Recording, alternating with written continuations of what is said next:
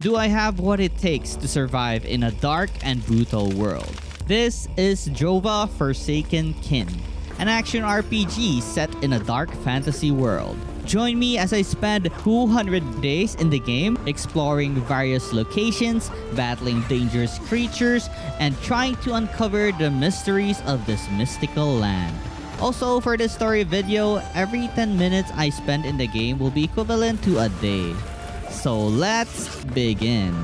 Alright, so for the game mode, we're going on the classic. And for the keepsake, I'm going for remedies. It says I always carry a small stash of remedies with me, and that's pretty good. The Ring of Life is also tempting, but let's go for the potions, which is the remedies. So we live in a village where we're barely surviving harsh winters, and some of the warriors returned with a treasure and a mysterious red crystal, which fascinated the druids of our village. Then some of the people caught whatever they were talking about 3 words like Drova, Elysium, and Nemeton. Don't really understand what they're talking about. So it seems Drova is the other world, a world of peace where nobody goes hungry or something. And Nemeton is a town where we would live in harmony with the divinities. So the question is, does this crystal have anything to do with Nemeton? Anyways, moving forward, we saw 2 druids having the crystal on hand in the forest. We have no idea where they're going, and so I followed them and checked where they were headed because I was curious, and I also wanted to live a life with food and no problem in life because our village is harsh. I eventually stumbled upon a fog, but we have the ability to look around more closely, and we can also see the footprints of wherever the heck the people who we are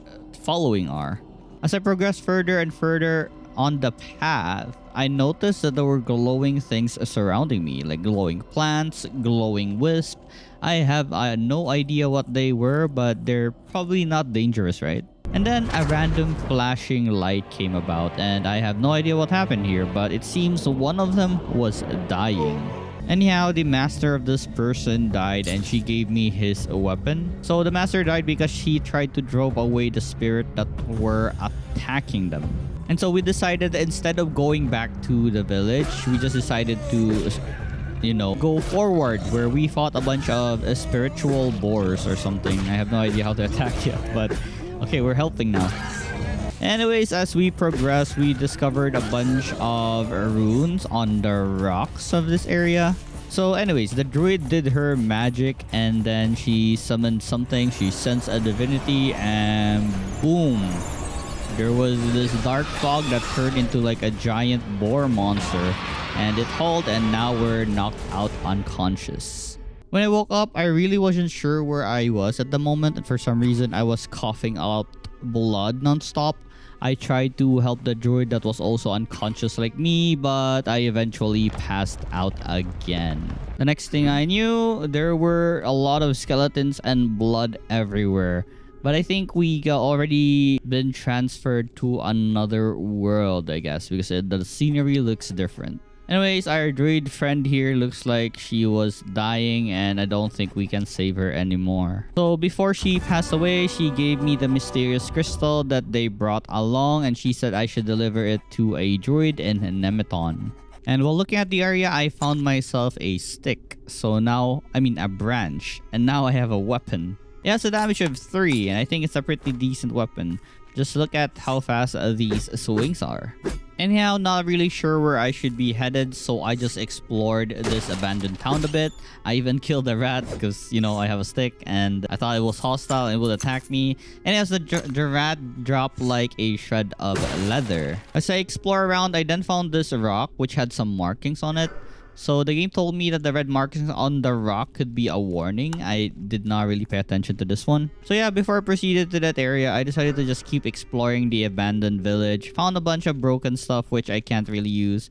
But also, I looted myself a wooden plank that would serve as a shield. So with a wooden plank on hand, we now have a shield. Look at us. We're pretty cool with a shield now. Anyways, I searched every nook and cranny of this place. I found a bunch of coins and random items. Eventually went back to the area with the red markings on the stone, and I tried to like head over to these glowing thingies, but it seems it was dangerous and it would kill me. So I can assume that these areas are off limits right now. So anyways, our first ever live enemy encounter.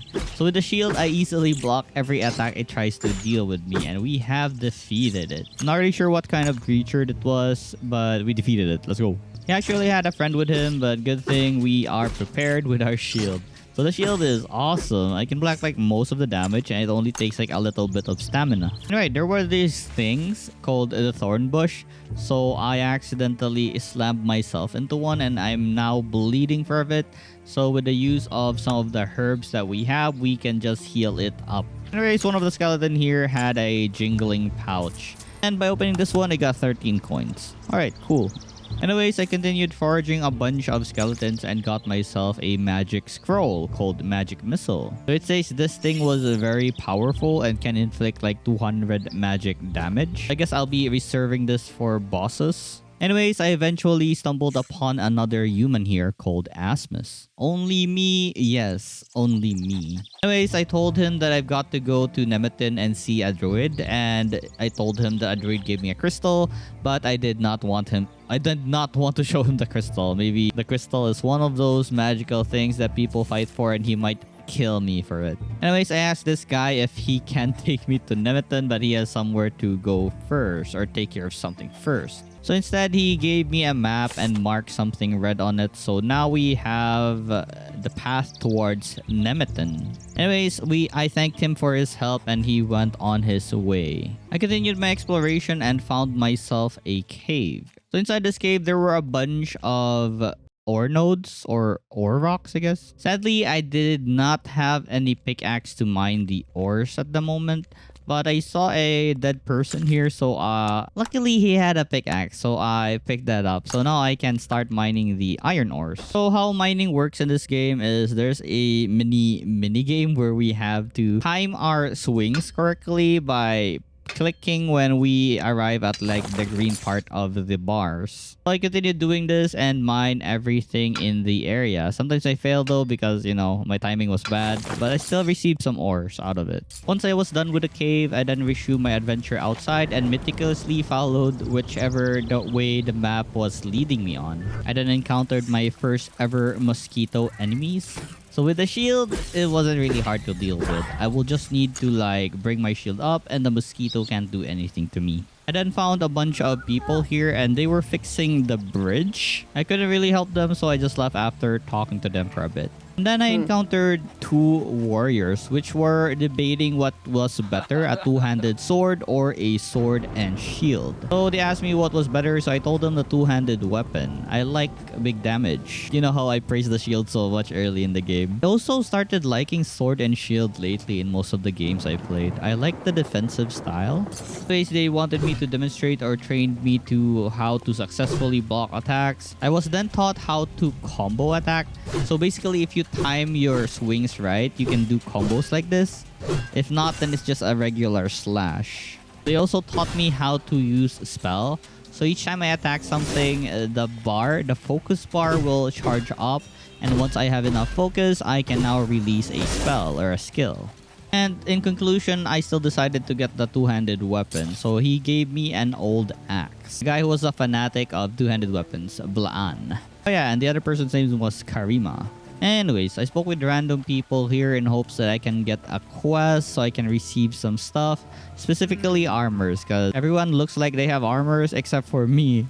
So I just explored all over the place. Also talked to a cat and pet the cat. Also met this merchant right here who was selling some random goodies. But it's not like I have any gold right now. Anyways, I just explored the entire area and spoke with random people I've encountered on my journey. I also found a workbench right here where I can make leather and a lot of other goodies. I'm not really sure what I can do with the leather, so for now, I won't make one. Anyways, I got sidetracked from the map and just decided to explore random places. And then I encountered this tree-like monster who does like root attacks and whip attacks.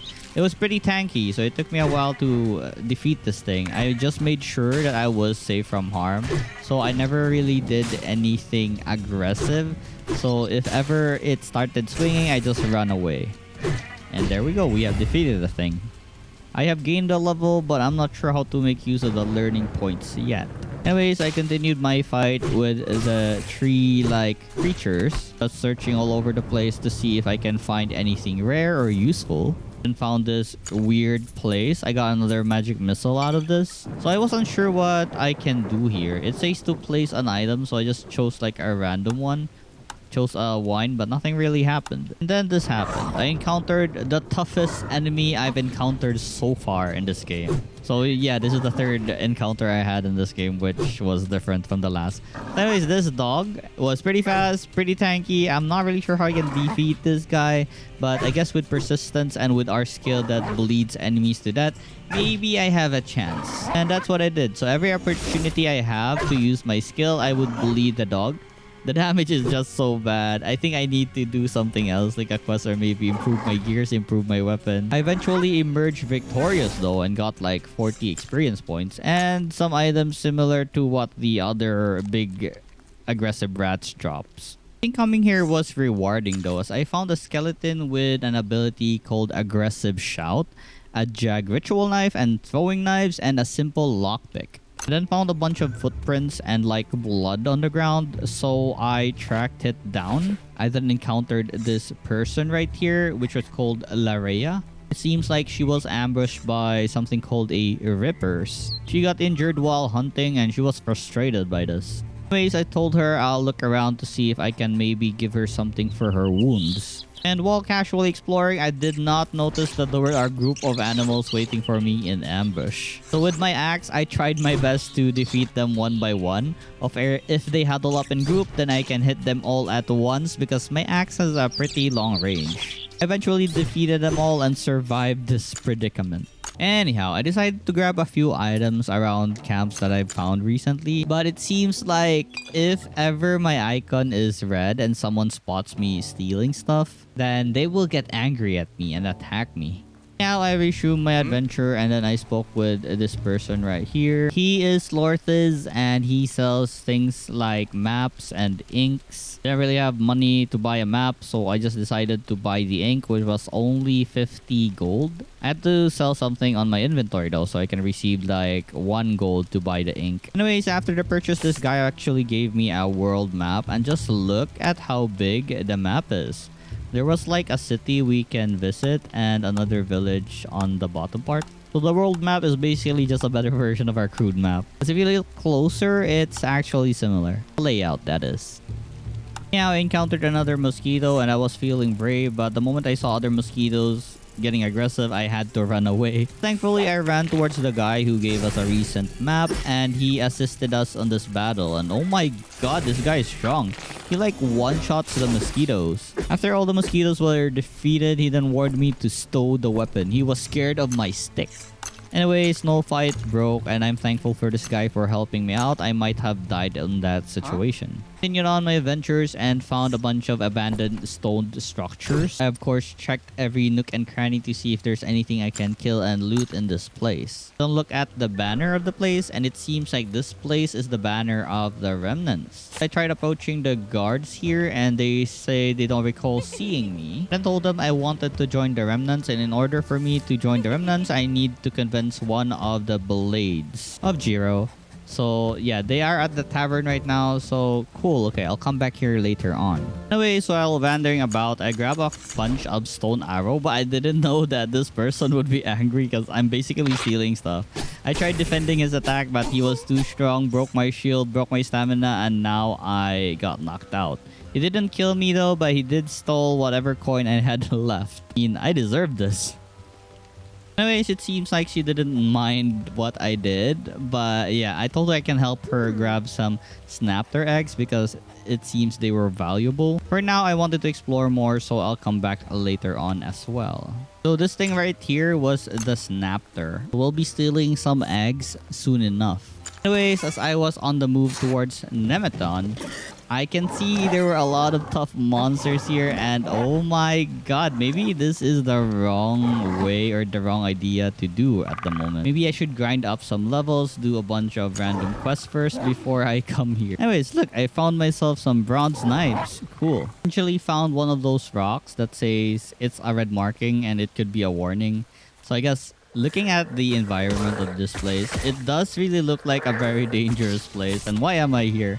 I'm still on my way to Nemeton. There were big mutated looking frogs and there were also big mosquitoes. This place was honestly scary, especially since I don't have armor on. Still, I persisted on my journey towards Nemeton. Found some random NPCs, talked to them, and it seems they were selling stuff as well here. Lots of stuff actually. But I only had like 2 coins with me at the moment, so I can't really do anything here. Anyways, I eventually reached the gate of Nemeton and talked to this person right here called Paulina. I can't seem to enter the place unless I go off to George Farm, prove myself first before I can enter Nemeton. So she has Mook right here to escort me towards George. Alright, so now we have company towards the George Farm. Or George Farm. Not pronouncing that right, am I? Well, on the way, we had an encounter with some giant mosquitoes. But oh my god, I don't think I can fight these guys. So I left it to Mook to like kill them. Because you can see my damage, right? It's non-existent. Mook is having a hard time hitting them as well. So that's a problem. Also, when I try shielding, it takes like almost all of my stamina. I'm just thankful it doesn't break my shield in one go, so I still have like a chance of surviving. Anyways, eventually Mock hit the mosquitoes and they have died, and we can proceed with our mission towards George Farm. As like you can see, there were a lot of wheats here.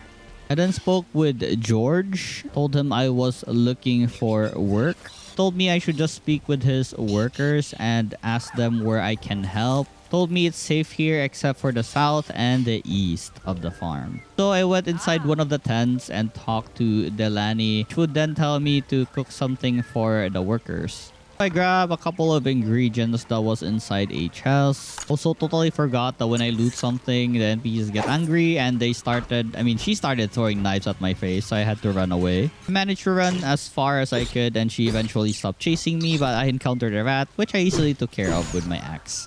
Anyways, I went back to the tent and it seems she wasn't angry anymore. I then cooked the farmer's meal that was assigned to me. Also talked to Delani and she was so angry that she said I stolen a bunch of stuff, and if I don't give her some coins then she won't talk to me at all. I've done a couple of mistakes here and there and almost costed me my life, but yeah, we still survived. Anyways, I talked to the other farmer's helper here and gave them some food. Anyways, heading inside their camp, I saw a couple of things, but I already learned my lesson of not stealing, so yeah, I won't be doing that. I then checked on the wheat field and grabbed a couple of things that I can pick up, like some bug irons and some more wheat, was it?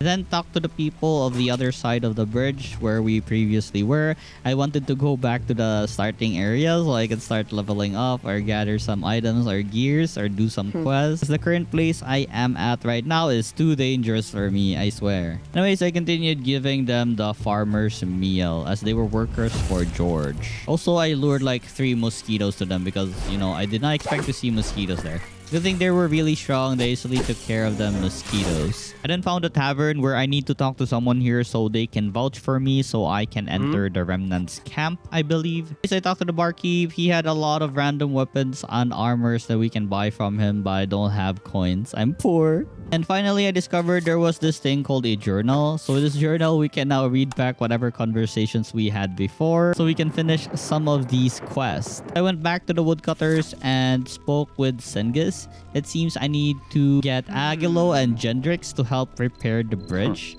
So I guess that's our main goal right now, so we can have a pair of armor. So he told me to go to a pit around north of this place to grab a bunch of food. I was angry that I had to ask him the same thing again. I already told you, a damn hole in their ground with food in it. Do you need some visual aid? Yes, that would actually help, but okay, sure, calm down. Anyways, throughout my journey, I actually gathered like 3 apples, so I gave it to him. I also have some berries that I've gathered as well and gave it to him as well. I did not need to look for that pit. After I gave him all the ingredients, he then started cooking. He then offers me a ladle and I decided to taste it, and it seems I have consumed a rich food. So food in this game gives like passive effects. Not really sure what this does right now, but yeah, it's good to know. I told him the food was just right. Thank you for the food, kind sir. Then tried out a new weapon called a crude sling. So with the stone pebbles we've gathered so far, we can now use a ranged weapon. Tried it out on a random rat and I one-shot it. So this was pretty good. Anyways, currently I was searching for the other person that we need to talk to in order to help fix the bridge. I just couldn't locate him. Tried beating up some monsters along the way, but my slingshot does almost no damage to the dang dogs that are very tanky, so I had to run away. Anyways, I searched all over the place and just decided to talk to other NPCs. So it seems I can ask the warriors to teach me how to fight better with either the sword and shield or the two-handed sword. Finally, I discovered a way to increase my stats and earn some skills. Of course, poured everything to strength. I'm not really sure where to pour it right now, and I'm not really sure what dex does at the moment as well. So strength it was. No brain, just muscle. So talked to the other guy and he offered the same stat distribution, but the skills were different. I eventually located Agilo. He was just at the bridge. Anyways, after my encounter by Agilo, I then go to Lareya and gave her a health potion. She might have died if I just left her be. She gave me her thanks and she left the place. Then continued to grind my skills, but this time I was using the dual daggers. I actually like the dual daggers. It's pretty fast. I then checked on Lareya if she went home safely, and yeah, she came back safely. And I earned like 10 points from that quest. It also gave me a simple slingshot, an upgrade to the crude slingshot we have. Anyways, I resumed my adventure. I found a lot more monsters and ruins along the way. On this combat, I made use of my daggers and dodging abilities, but my stamina is limited, so I should really save up my dodge for something more important, like a very close call or something. I swear to God, the daggers are amazing. And after defeating most of the monsters in the area, I then found myself an old spear. Of course, tried it out, but I think the feeling of the dagger, I like it more, but having the spear gives me like the ability to use a shield, so but for now I still prefer the daggers because it's just fun to use because it's very fast. I then found a statue holding like a mirror. I'm not sure what this does or what it is for, but I just left the area. And once I saw the tanky looking dogs, I tried fighting at the dagger, but my damage wasn't enough, so I ran away. I then saw an area which what looks like bandits, I guess. So I wanted to try fighting them, so I entered their place. Immediately after I entered their hideout, one of them noticed me and tried to attack me. So I guess I was right. These guys were hostiles and bandits. And oh my gosh, this guy has a slingshot and a sword and very tanky, and I should just run away. This fight was very dangerous. This guy was tanky and I was like nowhere near his tankiness, and the damage that I dish out, almost non-existent. So I really should run away, but I was feeling brave that maybe I can just dodge most of his attacks and can eventually achieve victory. Ultimately though, I died. Well, good thing we're a gamer, so we respawn. For now, I left the place and just decided to explore other places in the vicinity. And I found a dead body. Don't really know who this is or if it is an important part of a quest, but I grabbed all the loots that the dead body had. I also investigated the place of conflict, and I guess as you can see, there were so many things that happened here. So from the clues, it seems two people were fighting. So I guess the dead person we saw lost that fight. Anyways, for some reason, they allowed my entry. I don't know why. I thought I needed like recognition of someone first. There was still this gatekeeper here that prevented me from proceeding any further. First, I need to prove myself to Levin, the mine's head honcho, she said. So okay, cool. I need to find Levin. From that, she told me to talk to Jola and she'll get me to the mines below from here. Well, anyways, I spoke to random NPCs in this place. I did not really discover anything, but I did found an entrance to somewhere. Then spoke to this lady called Blanda and asked her if I can use like a bed down here. So she showed me the bed and it told me it costs like 25 coins. I only have like 3 coins in my pocket, so I changed my mind. And now she got angry. I told her I'll give her 10 coins for it. I didn't know that I actually have 10 coins. She got angry and told me to stop wasting her time. Alright, cool. While exploring around the area, I found this gap somehow, so I tried mining it with my pickaxe. Upon entering the place and searching around for items, I got a little surprise. Like, oh my god, I'm like 1 HP left, so I had to run as fast as I could. It was actually a monster there. I instead talked to the people down here. Anyway, this guy was Sagar and he was asking me for a favor to convince his son Connor to go to Nemeton. I also told this person that we can go to Nemeton together, but I never saw her after this conversation. I talked to Connor and he said he did not want to go to Nemeton. Anyways, I just continued exploring the place and grabbed whatever loot I can get my hands on. Going back to the shrine, I then read the script. I did not understand what I need to do here though. I placed down a random item, so I placed a torch and nothing really happened, so I guess it's not it. Then met this person right here called Aiden. He was an alchemist of some sort and he was trying to make a potion that would permanently increase our strength.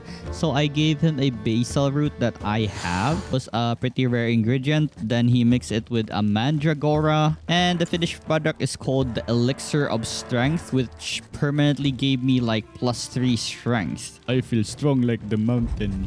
Anyways, after that I checked out whatever he was selling. He was selling a bunch of recipes for rings as well as potions, not only strength but elixirs for other stuff like dexterity and mind. Afterwards, I continued my exploration and found a dead bird which I looted happily. I then encountered some of the live ones. I thought that I maybe could take care of this, but we'll see once I hit the bird if I do damage.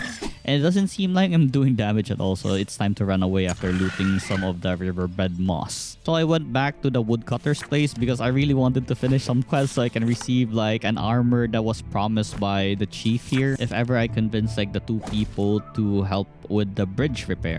And so I explored the place just nearby the woodcutter's area. I found another one of those shrine thingies and this time it's called Apus Shrine, I guess. Anyways, I encountered a lot of mosquitoes and those giant looking mutated rats and I fought and defeated them all because I wouldn't be able to proceed if I couldn't. The spear is a really nice weapon. I have a long reach and I also have my shield to protect me if ever something goes wrong. And on this journey, I found a cave. Do you remember that rock monster that attacked us surprisingly at the Remnants camp? Someone amazingly killed one, and I just grabbed the loot. Anyways, I tried talking to the person, but for some reason, she just tossed me a coin out of nowhere and then left the scene. Anyways, I looted a blunt broadsblade here, so now we have a new weapon. We can try out the sword and shield. I of course continued exploring the place as I was curious on what was in here. There was this anteater looking creature. I'm not really sure if it is an anteater, but it has a long nose, so I just assume. Anyways, it didn't really take long for me to defeat this thing as it was pretty slow, so I had an easy time kiting this. But the real problem was when I continued exploring the cave. There's a lot of signs that I shouldn't proceed, but I proceeded anyways. So as I was casually just looting, there it is, the giant rock monster again. So I guess I have to run away. I tried fighting it because, the other person defeated one. But it doesn't look like I can kill one anytime soon with my really cute damage. And its damage is like horrendous. But as long as maybe I dodge properly, I may be able to kill this. Right?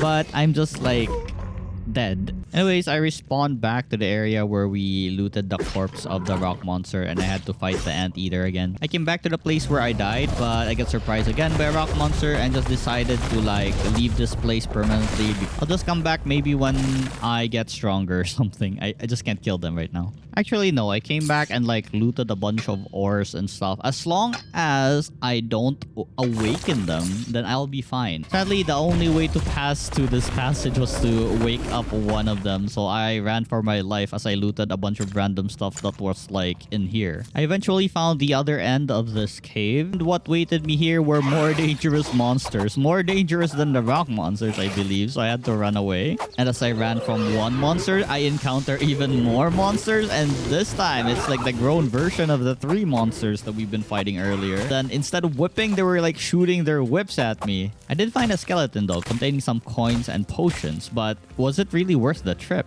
Anyways, I tried sneaking out of the place and away from danger while looting a bunch of items.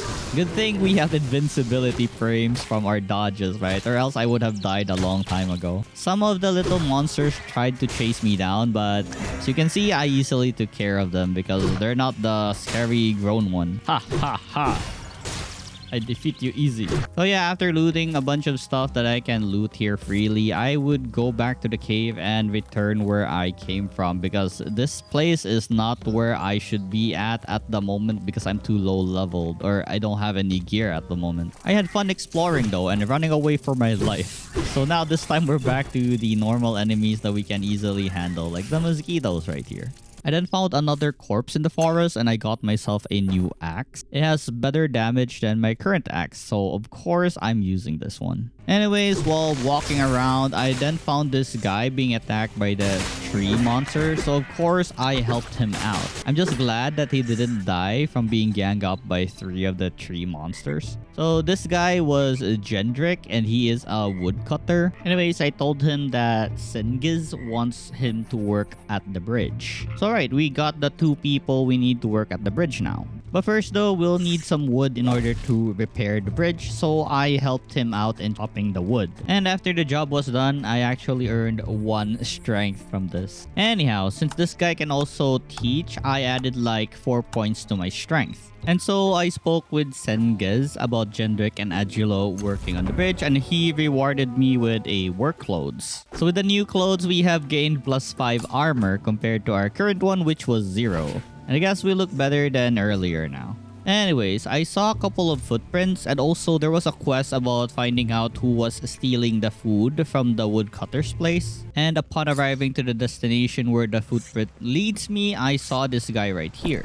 So this is Owain, and he said he tried talking to Sengiz about getting a job, but he wouldn't give his time of day for him. So he resorted to stealing instead of starving to death. Anyways, since the woodcutter's place needed some people to work on the bridge, I told him that I will recommend him to Sengiz for a job. And so I introduced Owain to him, and I did not talk about who was stealing the storage pit. He got the job, and because I helped Sengiz get like workers for him, he gave me some 50 pieces of coin. Anyhow, I think I was done with the woodcutter's camp at the moment, so I decided to explore a bit, and I found a dead body. Anyways, I looted the items that the dead body had. So the corpse had a bow, so I'm gonna try this out. And after following some kind of footprint, it led me to this guy who was very hostile. So I assume he's the guy responsible for the dead person earlier we just looted. So I tried my best to defeat this guy. Good thing that he wasn't that tanky compared to like the other enemies, I guess. And also the damage that he dished out wasn't really that high. So I think I can out-heal the damage by using some potions. But still, I tried my best to dodge everything he tries to hit me with. But it turns out it's very hard to like shield against this guy. So I should just attack and he attacked. And the tankier guy wins, I guess. Also, I have this skill. I think it's called Kick, because it's, you know, the animation's kicking. Anyways, this kick skill is pretty strong. Like, it deals a lot of damage and I don't know why. More damage, I think, than the bleed skill that I have, and it only requires like a bit of focus compared to the other skills. So I love spamming this skill a lot. I eventually defeated him and got some loots from the dead body. After following the footprints some more, it seems there was another guy waiting from their camp. It was a fierce battle, but I also took care of him. Upon taking the loot of the camp, I saw a 2-handed axe, and it's called Snaga. Looking at the attack of this thing, +41. I can't use it though because I don't have enough prowess. So prowess is the equivalent of all your dexterity, strength, and mind. And currently I only have like 31. It's gonna be a long time before I can wear this axe. Anyways, I resumed my journey, and upon just foraging randomly, I came across this statue. And when I interacted with it, I got +3 learning points. And amazing, it's equivalent to a level. And remember the birds? I tried fighting it again, and oh my god, it takes a long time to actually kill this thing. But with our kick skill, I think it's gonna go easier. Because every time I collect like some focus for kick, I will just kick this bird, and potentially I'm doing some damage, I guess. Nothing big, but I think we're slowly killing this thing. I eventually took care of it, and I got myself like 60 experience points. Pretty high, so the effort was rewarded. And upon exploring around, I saw more birds, and I don't think I can fight 3 at once. Maybe one-on-one, but 3 at once? No. I did, however, fought some dogs, and the dogs were easier compared to the birds. Also, I guess the +5 armor really made a difference because I'm not dying anytime soon. The damage they do to me isn't as crazy as when I had no clothing on. Anyhow, with some points available, I went to Karima and learned basic shield fighting. With this, every time we perfect block, we decrease the amount of stamina that is consumed. Also, we have this skill called Auto Balance. So if ever we block perfectly, then next hit will be a critical strike. This game, I'm mainly going to be focusing one-handed weapon and a shield because everything is so dangerous and I need some extra protection so I don't die fast. As I roamed around the world, I saw a bunch of random statues. I'm not really sure what kind of role these things do. But well, it's just interesting to see that there are a bunch of statues here. And in this place, there were like these 2 dogs guarding a corpse, so I had to fight them as well. I'm kinda loving the dual daggers and regret like getting some shield skill. Maybe I should have just went the dagger path. It's so fast, it's so strong, it's very fun. Anyways, I continued searching the area, but I had to skedaddle out of there because I saw those demon birds. I don't think I can beat them, so I have to run away. As I was exploring a nearby ruin, I encountered this guy. So I assume he's a bandit because he's asking me what I have on my pocket. So I told him, easy there, I don't want any trouble.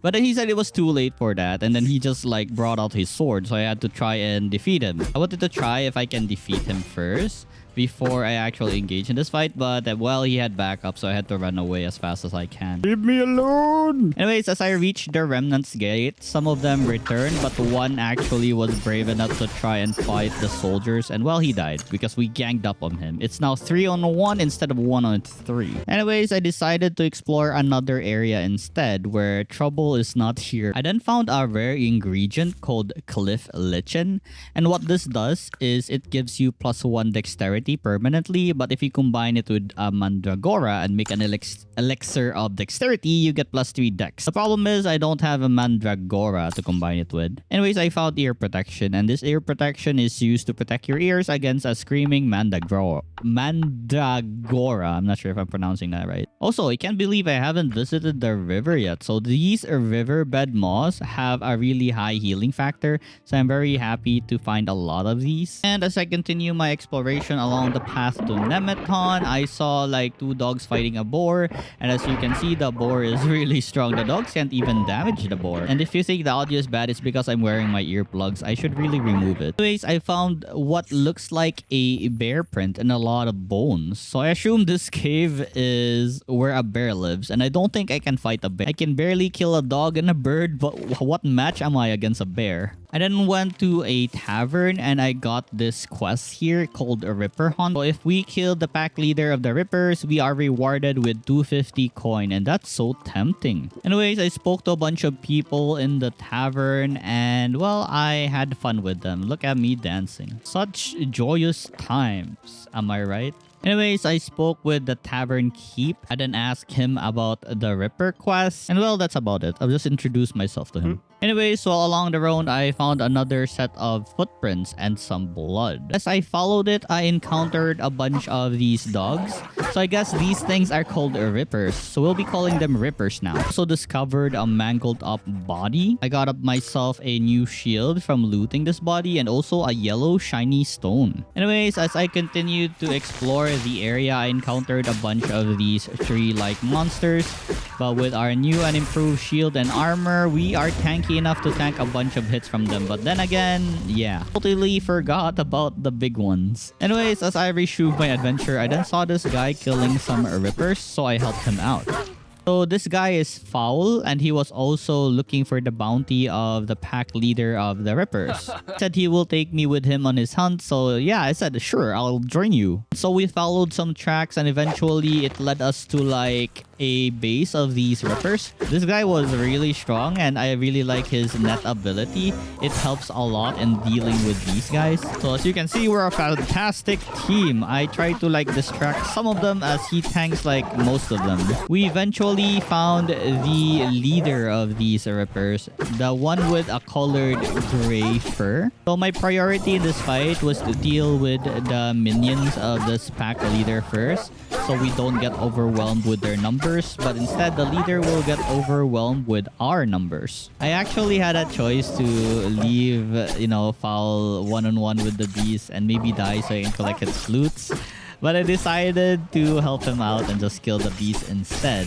Maybe there's like a reward if he lives, or maybe I failed the quest if he dies. I don't know. Choice was on my hands and I decided to help him out. Anyways, I then went to the bar and gave Olaf the head of the Ripper, and then he placed it on display in the tavern. Both Fowl and I had received the rewards and celebrated our victory. Anyways, while we were celebrating, I spoke with this person called Gawan. He was looking for his friend called Hansi. He said he hasn't seen him since, but he probably thought that maybe the Rippers has got to him.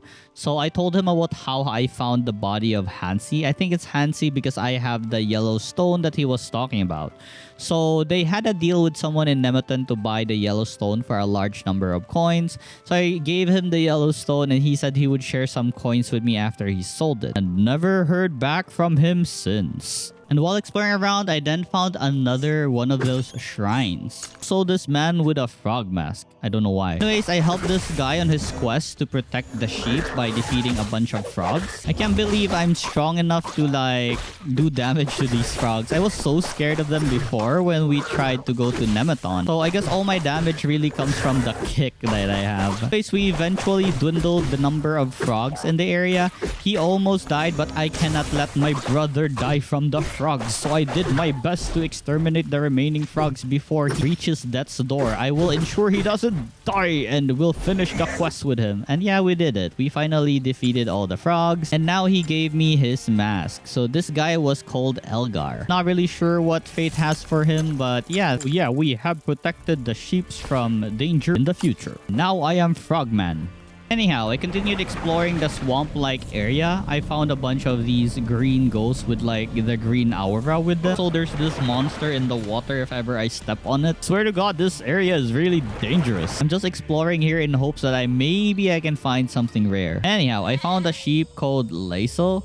So I asked her to follow me. I'm not really sure where I should take this sheep. So I took her to the tavern. Maybe someone's missing a sheep or something. So I checked out my journal. It said here that Evie is looking for a sheep called Laisel. Not really sure where Evie is, so that's our problem at the moment. So I searched around the tavern. Maybe we can find Evie somewhere. And along the journey, Laisel accompanied me. Also, this was the time that I learned that I can actually fish using my spear. Fishing isn't really hard. I just need to follow the bar, and once the green is full, I can get the fish.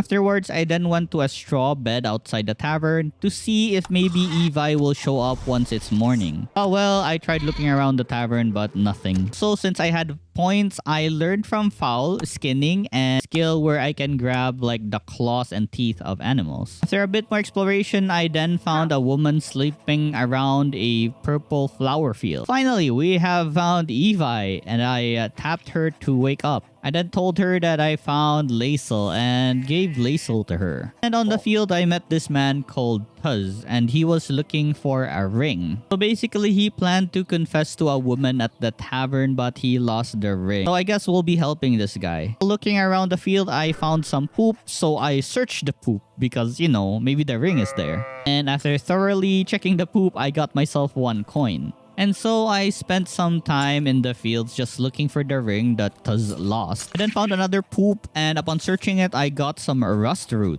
Not sure what it was, but yeah, I got rust root. Then found another poop, I searched it over, and finally I found a ring. It's called the filthy ring because I guess it's covered in poop. This ring had +3 dexterity and I actually want to keep it and use it for myself. I mean, I could do that and just lie to Tuz that I couldn't find it. But I told him the truth and handed it over. Then sniffed at the ring and said, ew, it's covered in poop, yuck. Anyways, I got some experience points and 40 coins. I think that was worth helping him out. Then went to Olaf and told him about Laisel and Evie and he rewarded me with 75 coins. Let's go. Also, Olaf gave me a free leather armor out of his goodwill. This thing had 12 armor. God dang. And now look, I look cooler than ever. I then witnessed Tuz's confession for the girl he wanted to give the ring to called Andarta. What do you want? I've got something for you. For me? Yes, just for you. Thanks, that is. Why don't you join us? I'll buy you one. Gladly. Thanks to you, Andarta and I now like each other. Wish me luck. Anyways, I went to a nearby dummy and vented out my frustrations.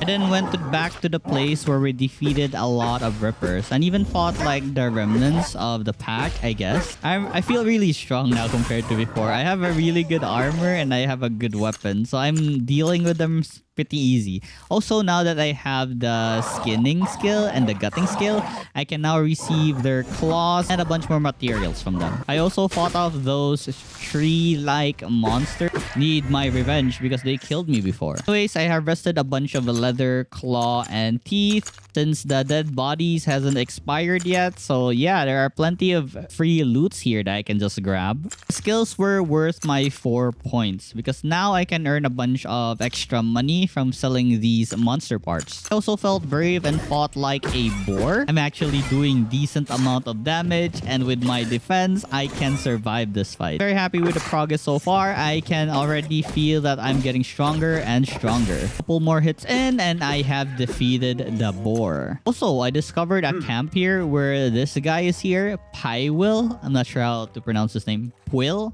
Anyways, this guy became my psychiatrist. I told him I recently came here. I've been going through a lot. Told him most of the stuff that happened so far. I feel like this guy is gonna be like a final boss or something that knows all our secrets because I told him everything.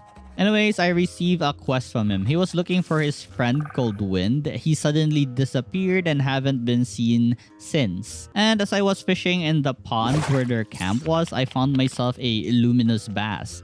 So what this does is it gives +1 base focus permanently, and if you combine it with a mandragora, it turns into +3 base focus. Anyways, as I was exploring the swamp area, I found this hat, so I grabbed it, and it turns out it was a dead body, and I got a couple of items from it. Cool. Anyhow, my journey right now involves going back to the farm where we were previously, and I did not really finish the quest to feed everyone in the farm, so I'm gonna go now to George Farm and complete it. As I arrived at the farm, I overheard 2 people talking about Nemeton. So the guy complaining is Jurek, and this other guy is called Jersey. Jurek said life is very dangerous here as you can die anytime if you step in the moor because of those giant mosquitoes. And Nemeton has been sending out fewer and fewer fighters lately to the field, so he doesn't feel safe here. Now I stopped their conversation by giving them food. Honestly, just wanted to finish my quest. So anyways, I gave them the food. I then asked them if they have any work for me as George wanted me to assist them in their work. Yeah, they just asked me to gather a bunch of bog iron from the wheat farm, and I already gathered a lot of those, so I just need to give it to them. So with this, I easily finished the quest and earned about 180 experience points. Now I told George about the situation and how they were arguing, and he gave me some coins for my efforts. So anyways, I asked him if he has any job, so he gave me a quest of taking care of a nest of bloodflies. I then went back to Delani and told her that I've fed everyone already. I also reported back to George that I fed everyone already. Anyhow, I tried fighting a couple of the giant mosquitoes, and it seems like I'm doing some damage already. So I think I can do that quest. Before, I would be very scared against this guys, but I guess I got stronger. Also, there were actually monsters in the swamp that would surprise you. I'm not sure what to call this thing, but I guess this is Alligator Man. It looks dangerous, but I can see that his stagger bar is going down really fast. And our kick is honestly awesome. It just deals so much damage. The kick is my #1 DPS right now. Anyways, I'm no longer scared about exploring in the moor. I feel like I can kill everything and anything that comes along the way. But maybe not in a group, maybe just like one-on-one or something, because I think it's still too dangerous for me to fight like groups of mosquito or groups of monsters alone in this place. I then chased down a fox towards a cave. The moment I stepped inside a cave, I guess I startled them and they were aggressive. So now I have to defeat 3 cute foxes. Now, this is a sad day that we have to hurt these little puppies and their mom, but we have no choice. They were aggressive. It's either me or them right now. Now, upon defeating the mom, I then got a bunch of items from them. I also got this single leather shoe, and I think it belongs to Delani. I then followed some footprints, and it led me to a person who was dead. And so I looted whatever was in his bag. Then found a statue of an old man holding lightning. Also, this place had that really dangerous bird, so I'm gonna skedaddle out of here after reading this text. I felt brave though, so I tried using a slingshot and I died. I barely did any damage to that bird. I swear to God, I should just skedaddle right away. And as I was running away from the bird, I then encountered a bunch of these. I don't know what to call them. But yeah, I just tried to run as fast as I can because I feel like I would just die if like they touch me or something. Get the amount of mobs. Oh my god, time to run back to the farm. Yeah, I told them about the dead body. So I guess the name of the person was Fleor. And a dark humor just popped inside my head. Her name is Fleor because she's on the floor.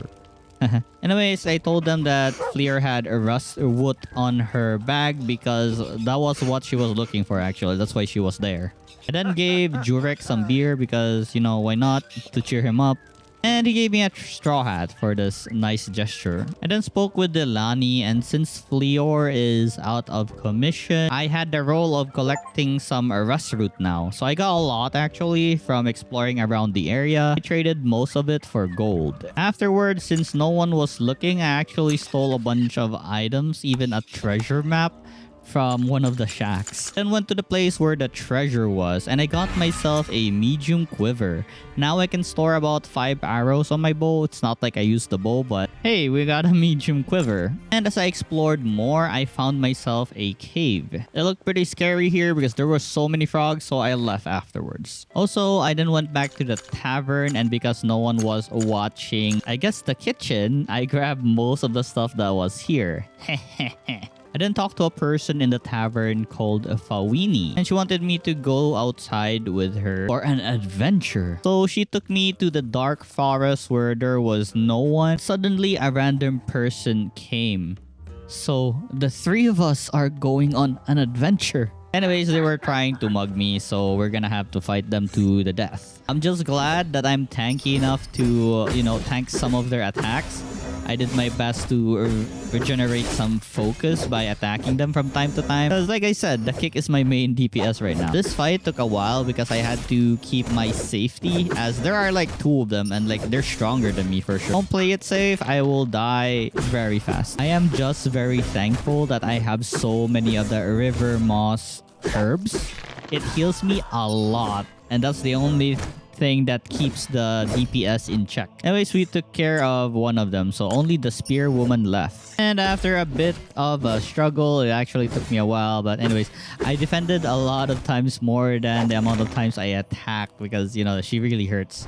Anyways, one more hit and we win. Let's go. We have defeated the 2 bandits that were trying to rob us. I went back to the tavern and it's like nothing even happened. Alright, so remember when we stole some stuff from the kitchen? We have a cellar key and now I have access to their cellars. So I grabbed everything I could get my hands on here. This place looks like it's abandoned because there's so many spiders here. There's a chest, but I don't think I can open this because I don't have any lockpicking skill right now. Anyways, after looting everything I can from the cellar, then there was this small hole. So I of course entered the small hole. This place had a bunch of ores that I could mine, so that made me happy. And in the dark, there was a big problem here. There was actually, and I can see it with the corner of my eye, a giant worm, and it was very strong. I did not want to give up here though. I want to get past this worm and try to see if I can get anything inside this cave. So with the power of return to death, I keep trying and trying until I eventually passed the worm and had access to the next area. It was a very close call because I had to burn a web that was like blocking my way, but I managed to get to the other side. So now we're safe, except there's a lot of spiders here. And actually, we're not safe. The worms are actually following. There's 2 of them. So I did my best to run away with my life. Oh my god, those lovely experience points just waiting to get killed. I'm just sad that the worms are there and I can't deal with the spiders. Anyways, I finally reached the end of the cave. Seems I was just underneath the tavern. Of course, right? Because we went in the cave inside the cellar. Anyhow, this rope would lead me to the well outside. So wow, cool discovery. So there's a lot of monsters we can beat up once we get stronger there for experience. Went back inside the cave to find items I haven't gotten yet. Everything was chill the moment the swarm stopped chasing us. I also tried killing the spiders. I think it's very doable as long as I kick them. It's a very slow progress of beating these guys, but at the very least, it's not impossible. And each of these big spiders give like 60 experience points, so I think that's worth. Anyways, I continue progressing in the cave, burning more and more of the webs. Decided to just ignore most of the spider here as they were very tanky and I did not want to fight them at all. Also because there's a lot of them and I don't think I can survive for like trying to live this long. But I did manage to get my way inside the cave. It's just that the moment they get a hit on me, I get slowed down, so that's a problem. Well, once again, thanks to our invincibility frame from our dash, we have survived and gotten ourselves a rare material called the Basil Root, which gives permanent +1 strength. Anyways, after that tavern adventure, I then resumed exploring around the area. And look how strong I've become. I can one-shot mosquitoes now. Another thing, I did not know that you can actually find some hidden items on walls. So I discovered this when I inspected the wall. Found like some items just stored here. Anyways, using my bow, I tried fighting some boars, but I don't know why, but these boars feel like they're way stronger than the other boars. Or maybe because there's like 3 of them and it's harder to deal with than one-on-one. My HP drains so fast. But by kiting them, I might have a chance as long as I play it safe. Just kill them slowly one by one because, you know, that's the only chance I have of beating these guys. So this is 1, 2, and there goes the last boar. Let's go. I was casually just looting random items.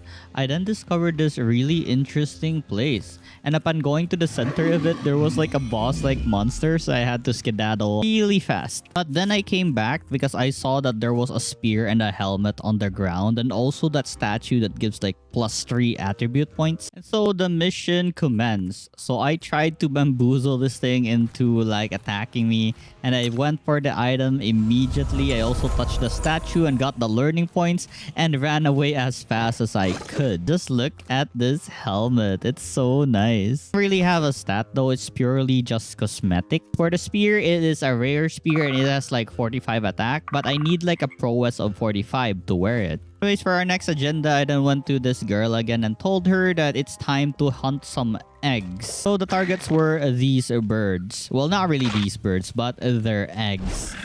So first, we need to eliminate all the birds though, so we can easily grab the eggs from their nest. And as you can already tell, my damage kinda sucks. It's gonna take a while before we can defeat a whole bunch of these birds. But as you can see, we're doing pretty fine. I haven't lost a single HP yet. And I'm able to dodge most of their attacks as they're pretty predictable because they need to go near you and it takes a while for them to attack. Not really sure how many of these birds we have killed, but so far on my kill count, we killed like 5 already. And by defeating this last bird, I think that's everything. We have arrived at our goal. We have found the nest. And true to her word, she gave me 1 piece of the egg. Anyhow, it seems that she can also teach us some skills, so I asked her to teach me how to extract some ichor. It's a good skill to learn because we can just sell the ichor to the NPC to earn some extra gold. Definitely worth the 2 learning points. And since we already tested our skills on some birds, I decided to kill a bit more and looted a bit more nests as well. I actually killed all the birds in the area. I then wanted to try if I can beat the big birds now. As I swung my blade and I took their damage, it seems impossible still. Like 1 feather took like half my health. But I am chipping their HP a bit though. So this makes me proud because I came far. But they're still too strong. So next time. But I was curious on what they were protecting though. So I searched up the area, saw a big sword, grabbed it. It seems it was just a ceremonial sword. So I don't think it's a weapon. But it looks like a weapon. I was hoping it was a weapon so we have a new sword or something. So upon escaping the danger, I checked out the item and yeah, it wasn't a weapon. Anyways, I then went back to the remnants camp, spoke to Aiden and gave him like 100 coins so he can teach me about his craft. I wanted to learn about potion brewing and also crafting. Wanted to make an elixir of strength once I have found some mandragoras, of course. Actually, I got a mandragora, but I totally forgot where I got this. So yeah, I purchased an elixir of strength from him so I can make one myself. And with this, we have made the elixir of strength and permanently added 3 strength on our stats. So while exploring around the town, I found like a hidden door. So of course, with my lockpick, I tried to open it. So this is the first time I actually try lockpicking something. So the minigame is similar to fishing where you just hover it to the blue bar. Anyways, inside this place were a bunch of scrolls that I can't pick up. There was one though that was out of place and was able to pick it up. Anyways, it was just a note that says that the golems have arrived and 2 rune weavers were injured during the journey. Not entirely sure what all these means, but yeah, that's all. I also found a hidden room down here, but there was nothing really that was valuable to me at the moment. I did get some spell scroll and I think this will be useful later on. After climbing up and no one was looking, I then stole a bunch of stuff from random places. I'm not really sure what to call this place, but let's say the resting place of the poor people of Remnant. Anyways, in the wall, I found myself a map of the Remnant's camp. So cool, we now have a map here. I then searched at the area where I skedaddled before, because I assumed there's gonna be a good item here since it was protected by a giant rock monster. And there was. I got myself a basil root. Resumed exploring the cave and there were so many rats here, like so many. I'm just glad that I can one-shot them or else I will have trouble with them. Eventually found the exit to this place and it turns out I was at a cellar in a certain tavern. I guess their storage is infested by a lot of rats. I mean, like, look at all these footprints. I stole most of the stuff down here since there was no guard. There was a chest, but I can't seem to open it. I really need to learn how to lockpick. Anyhow, after taking everything, it was now time to climb up from this place. And here I met Bernold, the owner of the tavern. So I talked to him and he said he had a rat problem, and then I told him there's no more rat problem anymore because I took care of it, and he rewarded me with some coins. I also spoke with other people that were here, like Tia right here. He gave me a quest to bring her about 10 pieces of meat and I gave it to her. And by finishing this quest, I can now ask her for a single piece of food every day. Next, I met this guy called Eugene. He was one of the Jeros Blade of a Remnant. So I needed to join his ranks in order to join a Remnant. So I tried my best to please this guy. We also got drunk together. I needed his approval, so I had to, like, what's the word for it?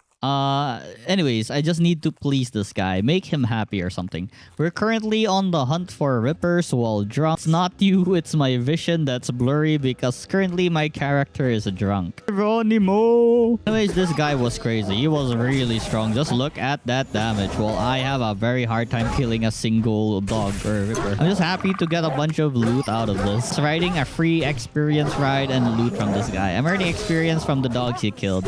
Anyways, after killing all the rippers, we got tired and we went back to the bar, drank some more, and the next day I was naked in an unknown place. Amazing.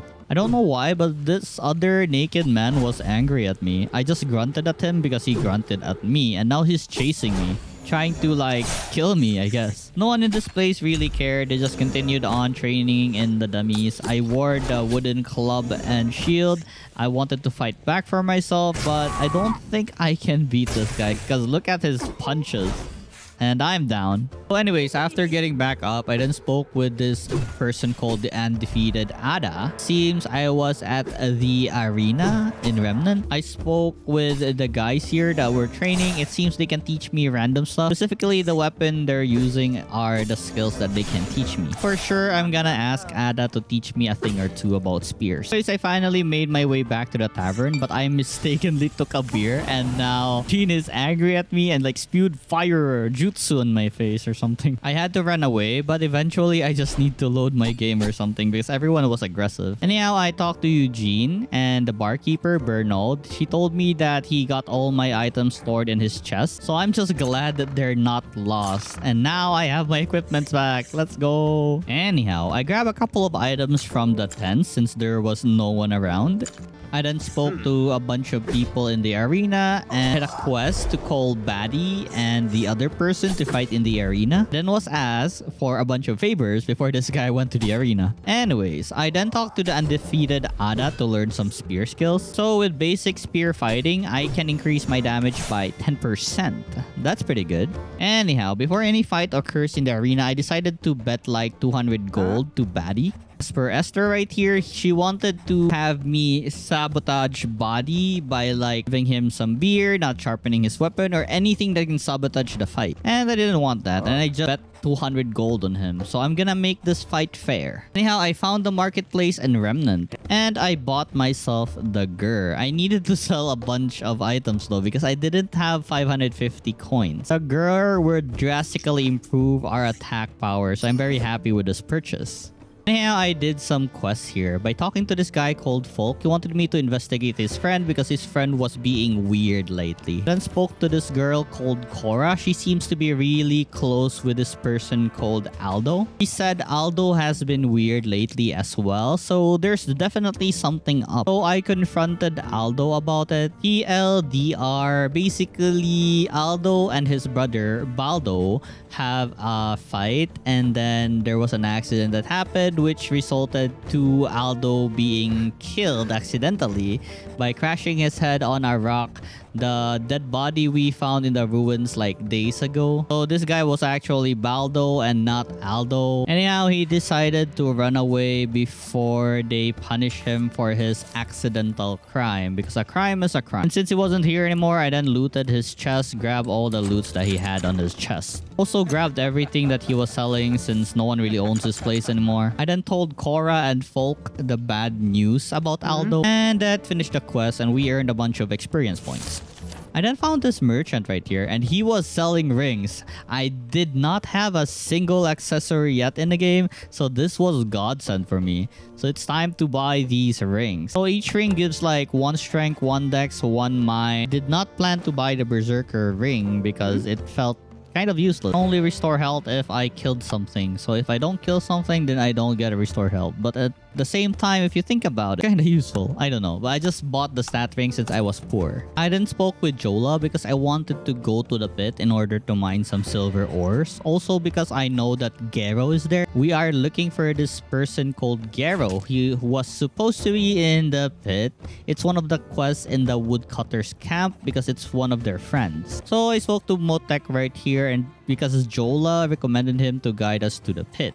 And so he led me the way to the pit so we could start mining. Motek then explained to me how this shrine works. So if I offer the correct item, something would work, he said. Anyways, I grabbed a few stuff that was here. For some reason, there were like offerings, so it's free for the taking, I guess. And while on the way, we were stopped by some bandits. So they wanted us to pay a total of 50 coins each, and Motek was kind enough to pay for me. So we managed to pass this place without dying. But next time, once I get stronger, I'll come back for you. And grab my money back, of course. And also some extra cash that they have. I eventually arrived at the pit, and the first stop I did was to the houses, I guess. I grabbed a bunch of free stuff from the bags here. I know, currently my occupation right now would be a thief. Also, there was a treasure chest inside this area, but there seems to be a guard that was very persistent and not allowing us to enter. So I have no chance of like grabbing that chest at all. Anyways, after waiting a bit, I now had a chance to talk to Levin. We also need the recognition of this guy in order order to go to the upper quarter of the place in Remnant. Anyways, he gave me access to the pit, and I need to go and speak to someone called Lothar to give me the equipment for my journeys inside the pit. Before I actually went to the pit, I decided to explore around the pit as I was very curious if I can find anything good here. There are a couple of monsters here and there, so they were a good source of experience points. But I swear to God, this is a lot of birds, and like fighting multiple birds at the same time is pretty hard. But with my newfound skill, which was actually a pretty waste of focus, I killed them. Kick is still better in my opinion. Just wanted to try out my new skill gained from learning like Spearmanship 1. Anyhow, I found a cave here. Inside the cave was a corpse containing an ability called Fervent Shout. So now we have a buffing skill that gives us like 30% damage resistance. This place was crawling with spiders, but with our new spear, it was pretty easy to take care of them. So I explored the area, killing a bunch of spiders along the way, and they were a great source of experience points, so I don't really mind encountering a lot of spiders. The only rare thing I got down here was this diamond that was worth like 60 coins. But it was worth the trip because I gained a level from killing all the spiders. Anyhow, I spoke with Lothar and got myself the equipments for mining. I then followed this guy, Trusty, inside the mines. So he took me to the place where the people are usually hanging out. He also taught me about mining, and I learned a skill called Prospecting 1, which increases the amount of ores I can get from mining. Anyways, down here, there seems to be an ongoing problem that one of the guards are bribing the hewers or the miners that in order for them to sleep soundly, they will need to pay him some silver. Then this girl right here said that there's one single miner that always has like some sleep because he doesn't look bothered at all, and his name was Finley. Anyways, I spoke with this guy called Mercel, and he's the one who's been asking for silver. And I explored the pit, and I saw that there was this hidden passage of some sort. Upon entering the passage, I met Finley. That's why he wasn't bothered. He had a secret place to sleep. Anyhow, he gave me some silver so I wouldn't spill the beans of his secret hideout for sleeping. I nabbed a couple of stuff while he wasn't looking. He didn't seem bothered at all that I was just looting behind him. Anyhow, it was time to explore the mine. So this mine was full of silver ores as well as these anteater-like monsters. But I mean, this place is called the silver mine after all. So how this place works is all the silver that we have gained so far, in order for us to get out, we need to pay half of it to the guards. So that's the payment we need to pay, or the tax for using the mines to get riches. Went back to camp, met this person called Merrick who was selling a silver smasher pickaxe. He said that it will get us more silver than usual. I don't really understand the concept, but I'm 100% sure it's a scam. So for 20 silver, I can get the pickaxe. Anyways, I said no because it was obviously a scam, so he left the scene. And while he left, I went back to the back of this place and opened a chest. It contained a silver ring of the bandit. Let's go. There's also this message here saying that there's like items stowed away safely in the boxes. I'm not sure what they mean, but we'll eventually find those, I guess. Anyhow, I equipped my new ring, of course. Also, totally did not notice, but my prowess already reached more than 45, so now I can wear the partisan spear we looted from that druid-like boss we encountered before. I then did a couple of quests in the mines, like Shauna here needed some 10 pieces of stingy meat for her food. There's also a sick lady right here, which I gave a healing ointment to help with her sickness. After those shenanigans, I then continued mining for some silver ores. I then met Royson right here, which was wearing an earplug, so I purchased the earplugs from her, which only costed me like 5 silver ore. Anyways, as I returned to camp, this guy then wanted some silver off of me so he could protect me. Anyways, I distracted him by telling him that one of the residents here have cooked some meat. I then met Ella right here, which was a candidate to go to the deeper mines, and her bodyguard Larrick, who can't speak a single word. I also pet and fed a canary right here, and met one of our goals here, which was Gendra, who would lead us to the deeper mines. Anyways, she then mentioned that there's already like 2 volunteers. If I want to go in, I need to bribe her like silver in order to get in the deeper mines. Anyways, as I was on my way to return to the first camp, I met Mcore right here, who told me that I can get a lot of silver. So sure, I followed him. And what do you know? It's an ambush. They wanted all my silver. So we should have learned our lesson from the previous person we followed as well, that they wanted to kill us. But anyways, I made a deal with them. Told them with the three of us together, we can fight that abusive guard that wants like 10 silver for protective services or something. So that guard also disturbs their sleep. They don't let them sleep at all. So we confronted the guard and fought him to not really death. We just wanted to knock him out. With the three of us, it was pretty easy. We easily took care of his stance. Stance is the yellow bar that makes someone stunned if we like damage them too much. So now we defeated him. Anyhow, he agreed that he wouldn't disturb their sleep anymore. And he was bitter about it. Anyways, we're done here. So afterwards, everyone went to bed. It's time to go to bed. Anyways, I then went to Mortag right here. Guy who wanted to offer protective services. So he wanted to thank me for telling him about the meat. He hadn't had meats for a while now. Anyhow, I continued petting the canary and she suddenly gave me some blaze spell. Wow, let's go. Anyhow, I resumed my activities in the mine by mining more silver ores. Occasionally, I get some diamond, which is nice. So our goal here was to enter the deep mine. So I asked Ella if she would give her spot to me, but she didn't want to. So she told me to go to the other guy. Also, I told other people about the secret hideout where you can sleep.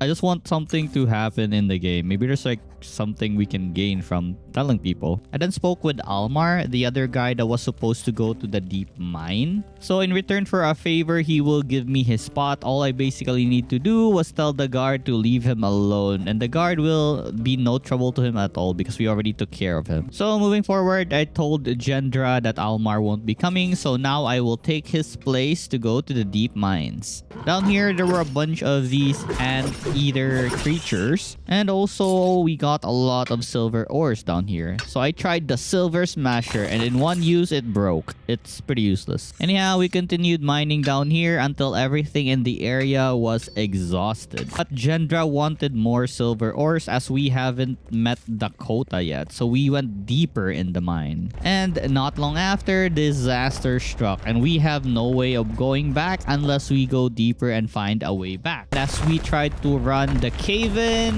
Gendra's arm got hit by the rock. So she's basically useless in combat now. And Ella felt like it's over for us. We won't be able to get out of here. But, you know, I'm here so we can probably escape somewhere. And so I led the way to this expedition. But for some reason, this curious cat just decided to touch something weird. And then the monster just popped out. So with the power of friendship, we will do our best to defeat this thing. I have my spear, Gendra has a slingshot, and the other one has her pickaxe. I should make sure to get this guy's attention or else our other teammate would die or something. We were actually pretty strong. We did like a decent amount of damage to this guy, but I was using my magic missile scroll though. It was worth it for the convenience of defeating this thing very fast. Anyways, with me leading the team, we found a way out of this place. Gendra put up a good word about me to Levin, the guy who we needed approval to go to the upper quarters and the remnant.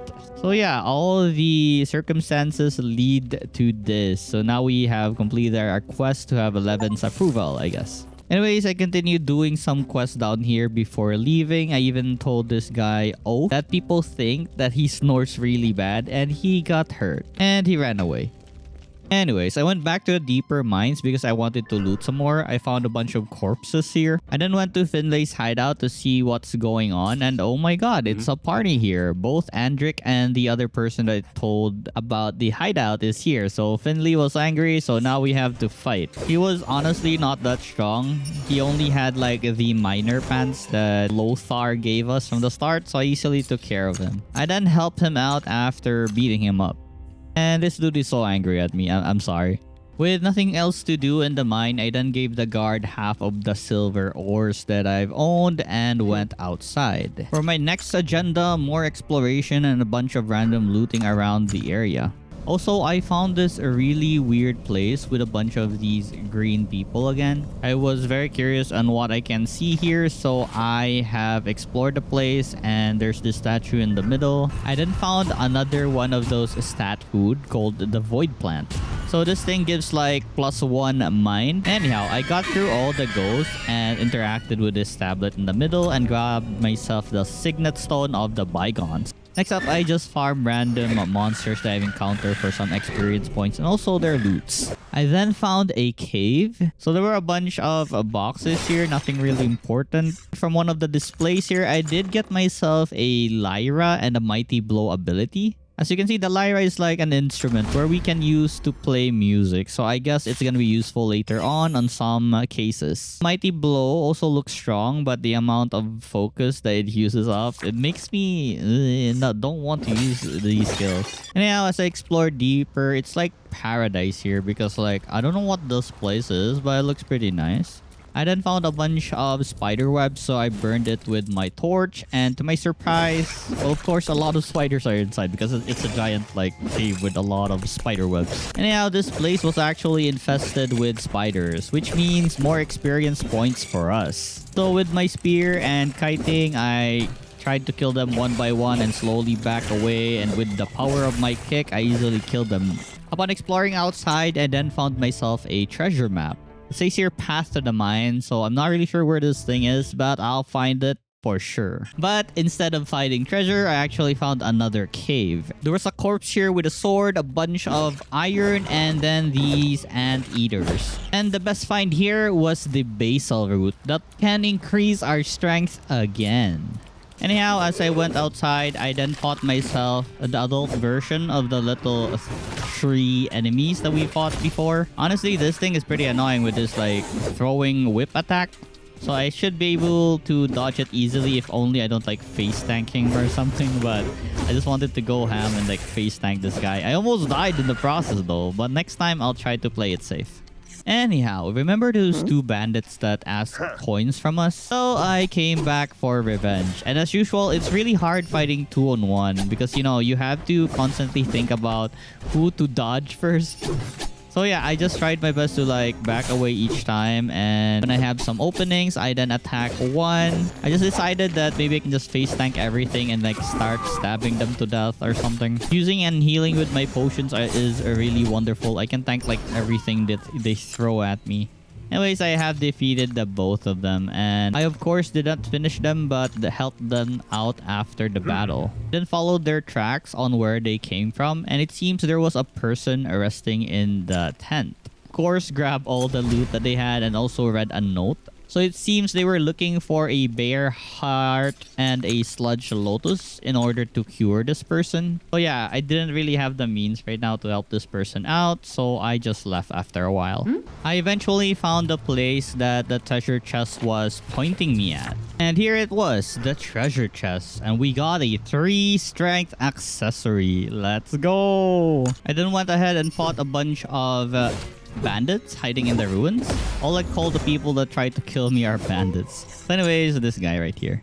In this ruins, like other ruins, there were contraptions like this. I pushed one, I thought I could get an item, but for some reason, it just went inside. So it's probably a mechanism to something. I saw another one, and similar to the previous one, it just slid inside. Also, remember those bandits I tried to fight before, but couldn't win against? I'm gonna take my revenge now that I'm stronger and I have armor. I mean, just look at my damage now. Oh my god, this guy was no match at all. He can't even do damage. I'm too over leveled for this place. I also defeated the boss of these bandits. So I got my sweet revenge and a couple of items. This Flowcatcher talisman though. So after I use a focus ability, I can increase my damage by my next melee hit by 100%. That's amazing. I'm definitely gonna wear this. Looking at the area some more, I then found like a hidden door. So yeah, inside were a bunch of scrolls again. There were some goodies that I could sell to the NPCs. Also, there was a statue in the middle. I'm not really sure what to do here, so I just left afterwards. So it seems that the rock things that we've interacted before opened this stairway downstairs with the statue. So the only thing I got down here was the signet stone, also a deformed sword. I then went to the remnants camp, spoke to Ivera, and now I had access to the upper quarters because Levin said so. And the first thing I did, plundered anything I can get my hands on up here. Spoke with this guy called Lyndon who was requesting me of a list of depths from someone. So yeah, I said sure, okay. Also, we now had access to a bloomery. Now we can convert our silver into lumps of silver or iron into lumps of iron. Anyways, we had a task before to sharpen Batty's axe. We finally managed to do it now. Also, I paid the blacksmith here 100 coins, so I'm able to learn crafting and lockpicking. Looking at what the blacksmith was selling, it seems he was selling a recipe that enables you to craft a ring that gives like 5 stat. It can be strength, mind, or dexterity. But I needed to learn masterful crafting first. So I need to level up and get like a learning point so I can learn this. Anyhow, I sold a bunch of weapons that I don't really need anymore. I have so many items in my inventory right now. I love how this game doesn't have a limit to the amount of items you can have in your inventory because I hate inventory management. I then met this guy called Boris and he was one of the blades of Jero. He to ask me a favor of going to Nemeton regarding a package. So sure, I'd do it. Also, I asked him if he can have the list of debtors from Freydel, which the guy earlier we talked to wanted. I had to pay about 200 coins for this guy to give me the list of names that have debts. Anyways, I'll have to come back because he said it will take a day or so. I then found this person called Gra, and he is the person that's going to fight in the arena with Baddy was it. And now he was looking for his trusted axe called Snaga, and if you remember correctly, we got Snaga from a certain ruin, I believe, or a bandit camp. So I gave him Snaga for free, of course. Then again, he rewarded me with 100 coins, so I'm very happy with this. Also, just behind the statue where we spoke with Gra, found a cave, and in this cave there was a door leading to somewhere. Seems to be a storage place, an abandoned one at that, because there's nothing new here or something. And there was a treasure chest which I looted all or everything in this place. I did however manage to find another secret place to enter. I'm not too sure where I was right now, but they were not hostile, so all good. Anyhow, this guy was selling a great ring of violence plus 3 strength, so I bought one. Now I have 2. Anyways, I continued exploring the place. It wasn't really dangerous here as there were no high level monsters. That is until I found some, so I had to skedaddle. There were so many iron ores here, so I of course mined them all. Then found a corpse with a letter called "Where is Drevanius?" Anyways, I think it's a clue for something. I'm not really sure, but alright. I then found a trail that contained a lot of traps, so I slowly disarmed them one by one. I eventually reached another area with a lot of people. Now, before I interacted with them, I grabbed a couple of things that I can plunder. And the letter talks about a unique weapon down here. I then opened up a room and grabbed all the treasure that it contained. This one had a letter as well, and to my surprise, this was from Olaf. If you don't remember who Olaf is, this is the guy who owns the tavern. I also nabbed myself the tavern key. To my surprise, we were actually very close to the tavern. So wow, Olaf's secret, huh? So I went to the tavern as if nothing happened. No one was suspicious at all that I came from the back door. I then stole from their rooms at the 2nd floor of the inn, and I got myself Tristan's map. I'm not really sure where this leads to, but I am interested on going to this adventure. So I of course followed the map and went on another adventure. There were a bunch of boars here. They weren't really a problem since we have better gears now. Still though, they were very strong and penetrated my armor. They had such a high damage that I had to play safe. Actually, they were way stronger than the bandits that tried to rob us. There were also these large druid-like trees, but now I know how to like avoid his attacks. But the problem is I used up all of my stamina, so I think it's better if I just run around and once he's done like attacking, it's my turn. So that strategy made it much easier to defeat this guy. I then found a rock surrounded by these spirit-like things that I can't attack. I guess since they're not hostile, we don't really need to attack them. Also, I found some hawthorn here, so I think hawthorn adds like plus 2 max HP if I eat it. I then found a trail of bear footprints, so for sure I'm gonna find a bear inside this cave. And here it was. It was a really big demonic looking bear, but oh my god, I'm like doing no damage at all. But I'm confident we have our kick ability, so this should do some damage. So as I tried kicking the bear, it barely did any damage. Alright, so the only or the most reliable thing we have right now is our dodge ability because my stamina basically breaks after trying to hit this bear. So even though my, kick ability doesn't really do that much damage, I'm pretty sure we'll eventually kill this bear. We have like 15 pieces of potions and I'm confident that I can do this. And after a bit of struggle using potions left and right, also staggering the bear really helps a lot so I can get in some free hits. So my charge attack is really good. And we have defeated the bear. Let's go. I also got a Steam achievement from this. As I continued my adventure, I then stumbled upon a forest that is very unique. I saw these lantern-looking fruits. Also, a really tough dog enemy. I'm not really sure what we call these things, but these things are really tough. Like, just look at my damage. Anyways, it's a very hard fight against this guy. But yeah, we emerged victorious and we got a new item called a shadow coat. As I went deeper and deeper, there were a bunch of these black flames. And I think the moment I touched them, I would die. So I slowly explored the forest looking for holes so I can continue my journey. But yeah, some of these dogs keep like surprising me. So I have to really be careful because these dogs are immune to the flame. Also, these guys really give me a really hard jump scare in this place. I hate it since I have like limited space to move because of the black flames. Anyways, these circular looking things are called lantern fruit. I then had a really hard struggle against 3 wolves at once, but good thing we have our handy scroll called Blaze, which summons like a fire explosion around me. I only had 2 and those 2 were like the only scrolls I have, so I don't have Blaze anymore. But still, it served its purpose, so now I can proceed in this area. Also spotted a corpse near a black flame who had a spell called Summoning Pact. So I guess I'll be using this later on. It would be really good against a boss or something that would distract it. And as I was roaming around, I saw this glowing crab which summoned like landmines or something. Anyways, this guy was very tanky and I died. So for now, I just ignored that thing and I saw another one. Not really sure what this crab is, but it's getting encircled by, I don't know, glowing mushroom thingies. For now, I just ignored them because I can't handle them at all. I then found myself a shield called Crest Shield. It was really good, like, oh my god, way better than my shield, and it looks really cool. Look at this. Anyhow, since I had a new shield, I mustered up the courage to fight the glowing crab thingy. It turns out it doesn't really do any attacks other than the landmines it keeps summoning. So as long as I stay clear from those explosions, I think we have an easy time killing this guy. So I can reserve all my stamina to dodging when the explosions happen. And after a couple more pokes, I have defeated the crab. Let's go. I then found a boar that was glowing. So of course, I tried fighting it. And oh my god, it's very tanky.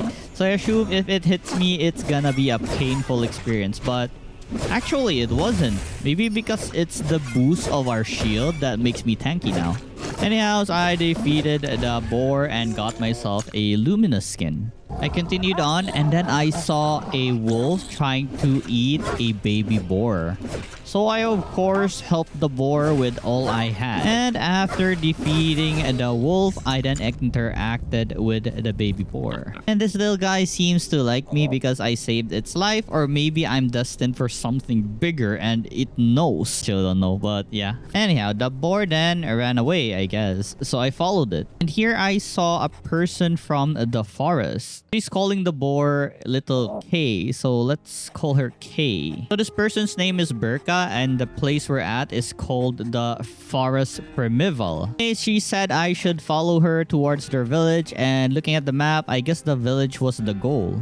I then met the owner of the map, which was Tristan. He had this ring that had like 12 armor on it. So of course, I'm buying this thing. I then met with the villagers of this forest. This was Ruark. And this guy is Demo, the head of this place. Anyhow, I grabbed another luminous bass from near this waterfall. So that's good. We'll have something that increases our base focus again. I then spoke with Taran right here, which showed me this really unique sight. So basically, the root serves as the mother for these baby pigs, and they suck nutrients from it, I guess.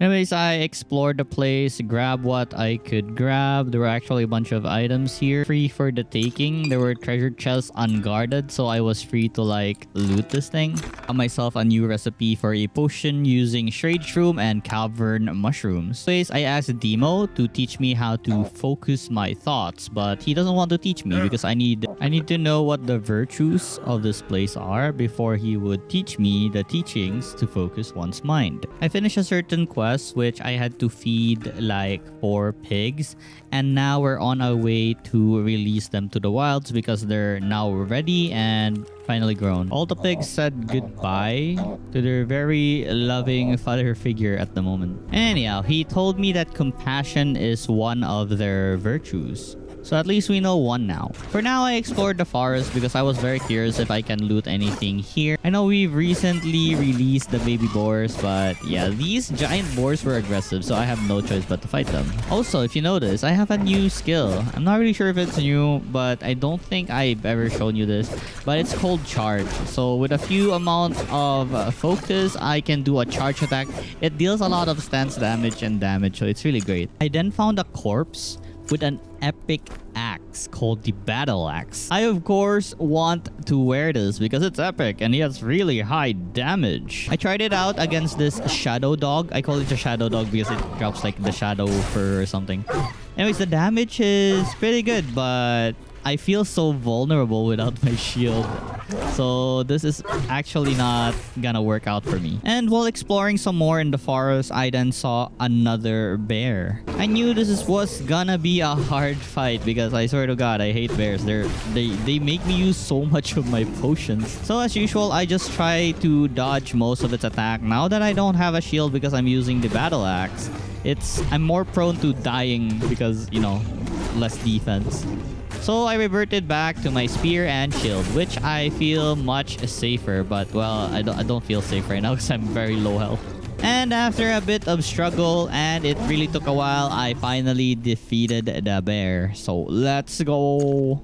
I then found another one of those feeding ground. It's like there's a giant boar being sucked by the babies, but it's actually just a tree.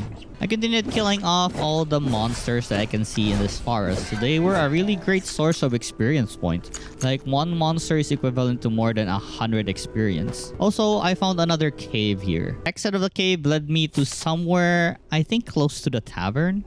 Actually, there was nothing here. There was no exit. I only got the secret area or secret storage that had this conviction of Drevanius. So we can now say Drevanius is a mysterious and important figure in this game because we've been seeing his name a lot of times now. I then found myself an epic sword called the Broadsword. And oh my god, we now have a one-handed weapon. This epic rarity with 48 damage. I don't have any sword mastery though. I only have the basic spear fighting, but I think with this being epic, I think it's gonna be stronger than our spear. Killing the bear was part of our quest, and after I talked to Vark, he told me the next virtue, and it was courage. Anyhow, the third virtue was harmony, which we were taught by the girl who the little pig was fond of. I then told Demo all the virtues. But before he actually teaches us something, he still gave me one more quest to do. So I talked to this person right here called Berlin, and I wanted to help her out on her revenge for her loved one's death. And so we YOLO the heck of it and charged through enemy base. So the enemies here were the giant spiders we've fought already in the cave, but our main target is like the boss of these spiders. And after dealing with most of the small fries, the big boss herself came out from her cave. This was going to be a tough battle as there were a lot of spiders in the area. So I targeted the minion spiders first before we deal with the boss. So we have like a 2-on-1 on the boss. I let our warrior friend tank most of the damage because, you know, I'm kind of scared of dying. It's a pain in the butt. Anyways, now that the spiders... Oh, actually, they keep respawning from their spider hole, I see. Anyhow, after a long fight and the boss is almost dead, it ran away. And we couldn't really chase it down because the fog that kills us fuzz is like blocking the area, so I guess we have no choice but to go home and regroup for now. Anyhow, just around the area, I got myself another void plant, so that's another +1 mine for us. I then told Demo everything. Anyhow, he was just happy that the wayward or the disturbance in the forest is gone now. So it's time to focus on the rite of passage for the lady, so she can get her own spark, so she can pass through black flames whenever she wants. With no one guarding Demo's house, I then stole everything that was here. I got myself an amulet of augmented spirit. It gives like a base focus of 6. Anyhow, I participated in the rite of passage where everyone was dancing and the pig was like choosing someone who can earn the spark, I believe. A lot of sparks or spirits then gathered all over the place. The passage was a success because Burka was chosen, but then a surprising event happened. Another divinity, another spark, and it chose me. So they all say this has never happened before, that on a rite of passage 2 people got a spark. So, wow, cool, okay, nice. Anyhow, Demo then showed me the way to the mother. He then gave me a talisman so that the mighty boar will form a bond with me. Anyhow, I needed to interact with the roots or the mother roots. My bond with the mighty boar grows stronger. So, like I said, there's still a bunch of roots that I need to interact with. So, I will embark on another journey. By a bunch, I mean there are 2 more offshoots. I'm just happy that I can freely pass the black flames now with no problem at all. I then explored the forest once more and I found myself another cave. And inside the cave, I found myself a treasure map. I have no idea where this is, but I'm gonna find it. As I keep looting the entire place, I then saw a spear. And it was an epic spear called the Boar Spear. It has less damage than the sword, but it's an epic spear. And I really like the range of the spear, so I'll be wearing this, of course. Spear is my main weapon after all. Also, I found a ring called Triquetra, which gives magical defense. Upon exploring some more, in the areas with a lot of black flames, I found an abandoned ruin. It had a lot of goodies in it, but it was guarded by those big bird monsters. I had a really hard time exploring the area as it was heavily guarded by these birds, but I tried my best to avoid most of their attacks by dodging. I made sure to scan all the skeletons I can find, and oh my god, this was such a close call. Good thing I ran away. I then found another shrine. I really need to take care of these birds. Maybe I could try and fight one and see if I can beat one now. But I'll try it out on another day. For now, I skedaddled out of here. And I saw yet another bear. Many bears are in this area, but I'm brave enough to fight it again. For that lovely and juicy experience, we're gonna be sacrificing a lot of our potions to kill the bear. This bear honestly took a bunch of my potions and I hate it. But at the very least, we have defeated yet another bear and got ourselves the materials it has. Anyhow, what the bear was protecting, I guess, is a corpse here. And it had a epic daggers. I don't really use the daggers, but I'm kind of tempted to just go with the daggers. I only use like 3 points for the spear, but still the shield, you know, I want the shield. I'm so reliable with the shield because without the shield I feel like I'll die so fast. After a while of searching, I finally found the place where the treasure was. Let's go. And inside was a ring that gave like +3 mine and other random stuff. I then found one of the mother roots that I need to interact with my bloody talisman, but this thing was guarded by the glowing bug and also a bear. Another freaking bear that we need to take care of. So I of course had no choice but to take care of both of them. But hey, our 4th bear. Nice. Anyhow, I interacted with the root, I attached the talisman, and now I think I got some new weird power or something. I don't know. It seems the mighty boar gave us the feeling of its presence or something. It's complete darkness right now. Anyhow, just nearby the area with the roots was a cave, so I explored this place. I then stumbled upon another camp with some random items lying about. I wasn't really sure where I am at the moment. On looting the chest, I got a new recipe for food called fish stir fry and also a treasure map to coniferous forest.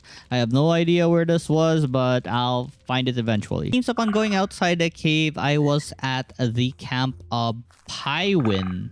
Pywin? No, the guy we told everything about our life here so far. So I continued telling him more about our journey so far. I don't know why. That's just his role. Anyways, I continued exploring the cave and the other exit leads to a shrine. I continued my exploration somewhere else and I found yet another cave, and this time it had the pack leader of the Rippers. So I believe I'm pretty strong for these guys by now. I have like an epic spear now. Still though, the pack leader of the Ripper is pretty tanky, but I'm also tanky now. So it's like they don't really do that much, so I just face tank most of them. I'm honestly just wasting potion at this point. I could have just, you know, dodge or kite them, but I decided to just face them head on. I found a corpse here, and this corpse had a necklace called a fanged necklace. I then discovered another one of those rock thingies, which gives like +3 learning point. I currently have like 15 right now, which I haven't distributed yet. I've been grinding for so long that I haven't earned any new skills at all or stats. Anyhow, I made my way back to the Remnants camp, talked to Boris again, and grabbed the list that we paid about 200 coins before. Also paid Leandra here to teach me her ways of fighting. She has the tier 2 trained shield fighting skill that I wanted, but I need a base prowess of like 55. So I had to add some strength first before I can learn the shield skill. I then spoke to the undefeated Ada to improve my spear skill. I did not learn the poison tip skill though because I rarely crit and I don't really have that much dex, so what's the point? Anyhow, I then gave Batty a sharpened axe that he asked me for a favor before. Also gave him some food and honey mead. And now that I have called upon both the two fighters that were fighting in the arena today, it's time for Batty and Gra to fight. This was honestly a pretty close battle. I thought Gra would win, but then again, Brady came back in a clutch with his skills. He broke the stance of Gra and then finished him off. I bet about 200 coins to Batty, so now we have doubled our coins. Let's go. Though this person Esther hates us now because she wanted to sabotage Batty, but I helped him out instead. But well, I helped both of them. I gave like Gra his beloved axe and move all the sabotage that the other people did for Batty. Anyways, I spoke with Killian right here, and in order for me to join the Remnant group, I have to get approved by both Boris and Eugene, the two blades of Jello, or was it Jello? I then completed a quest with this guy called Lyndon who was requesting for the debtors list. He was actually one of the people who owe debt, so that's why he was asking for the list. I then learned masterful crafting with the blacksmith here. Since I still had like 3 points remaining, I thought why not, so I can start crafting those 5 strength rings. So I then improved my +3 strength rings into now +5 strength rings. So much more power now on our physical attack.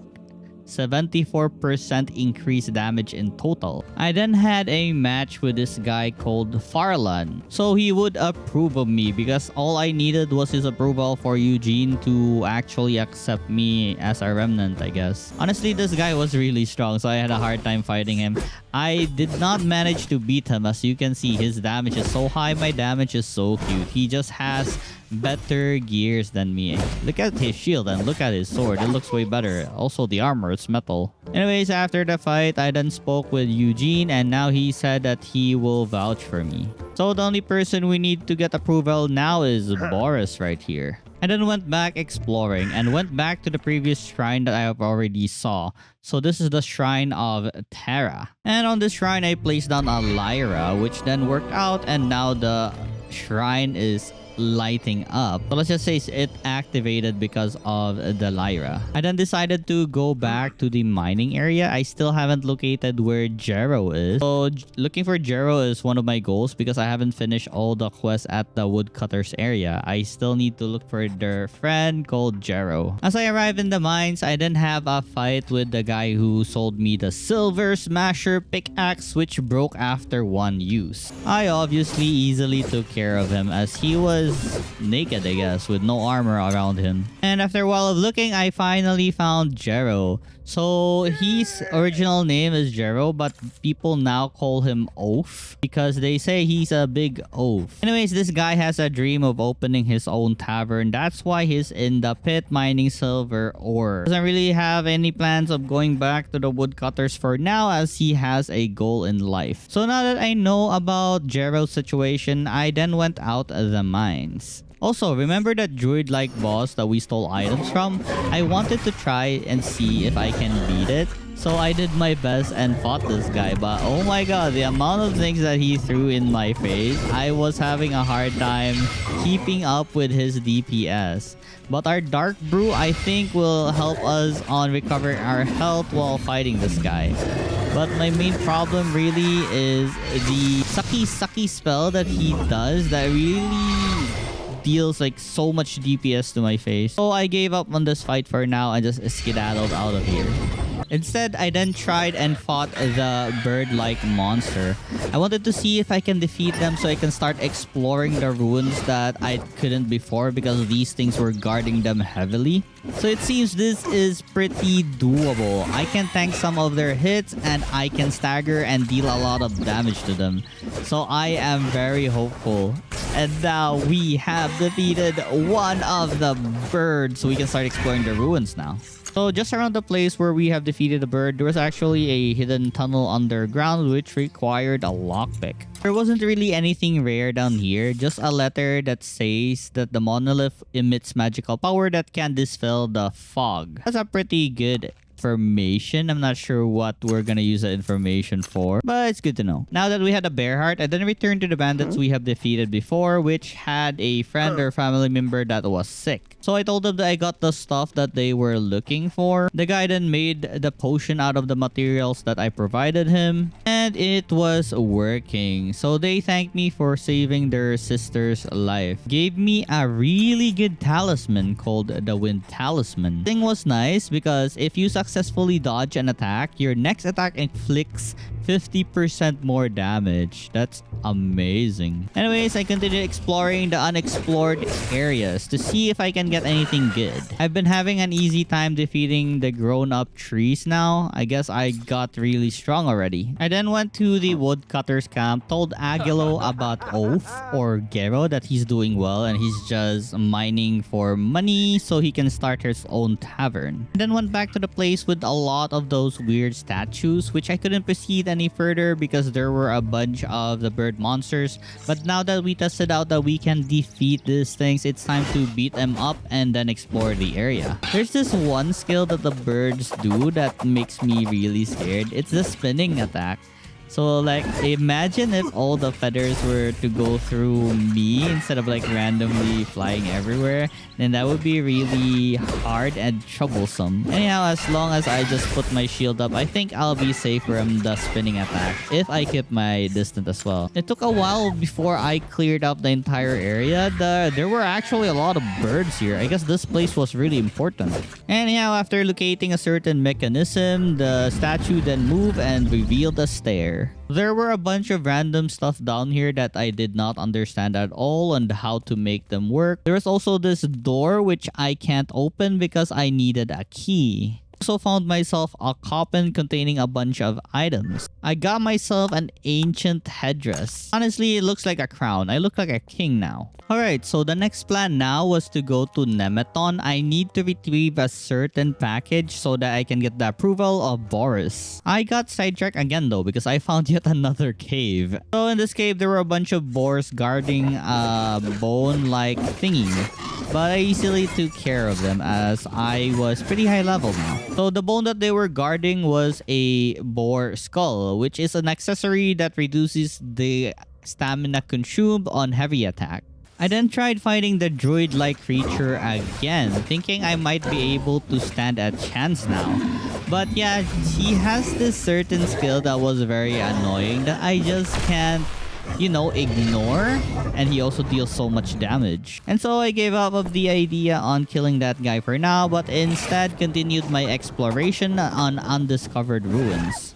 Down here, I got a recipe for a harpy brew. And I guess that's the only rare thing I found here. I then found yet another ruins that were guarded by the harpies. Okay, let's just call these things harpies because they are harpies. Anyhow, after killing all the harpies here, also pressing all the available buttons, statue then moved and now I had a way downstairs. There was a giant mechanical knight looking guy here. I also picked up another epic sword, but this time this is way higher than the sword we picked up before. It had like 80 damage. Like what? Anyhow, with nothing else to do down there, I then left the scene. I then remember that back when we were pretty weak, we got, hacked by bandits in a ruins near the remnant camp, so I came back for revenge. They did not really scare me anymore as I was confident in my defense and attack, and it shows. Like I easily took care of them. So continuing the journey, I then went to the moor and found a cave. It was a cave filled with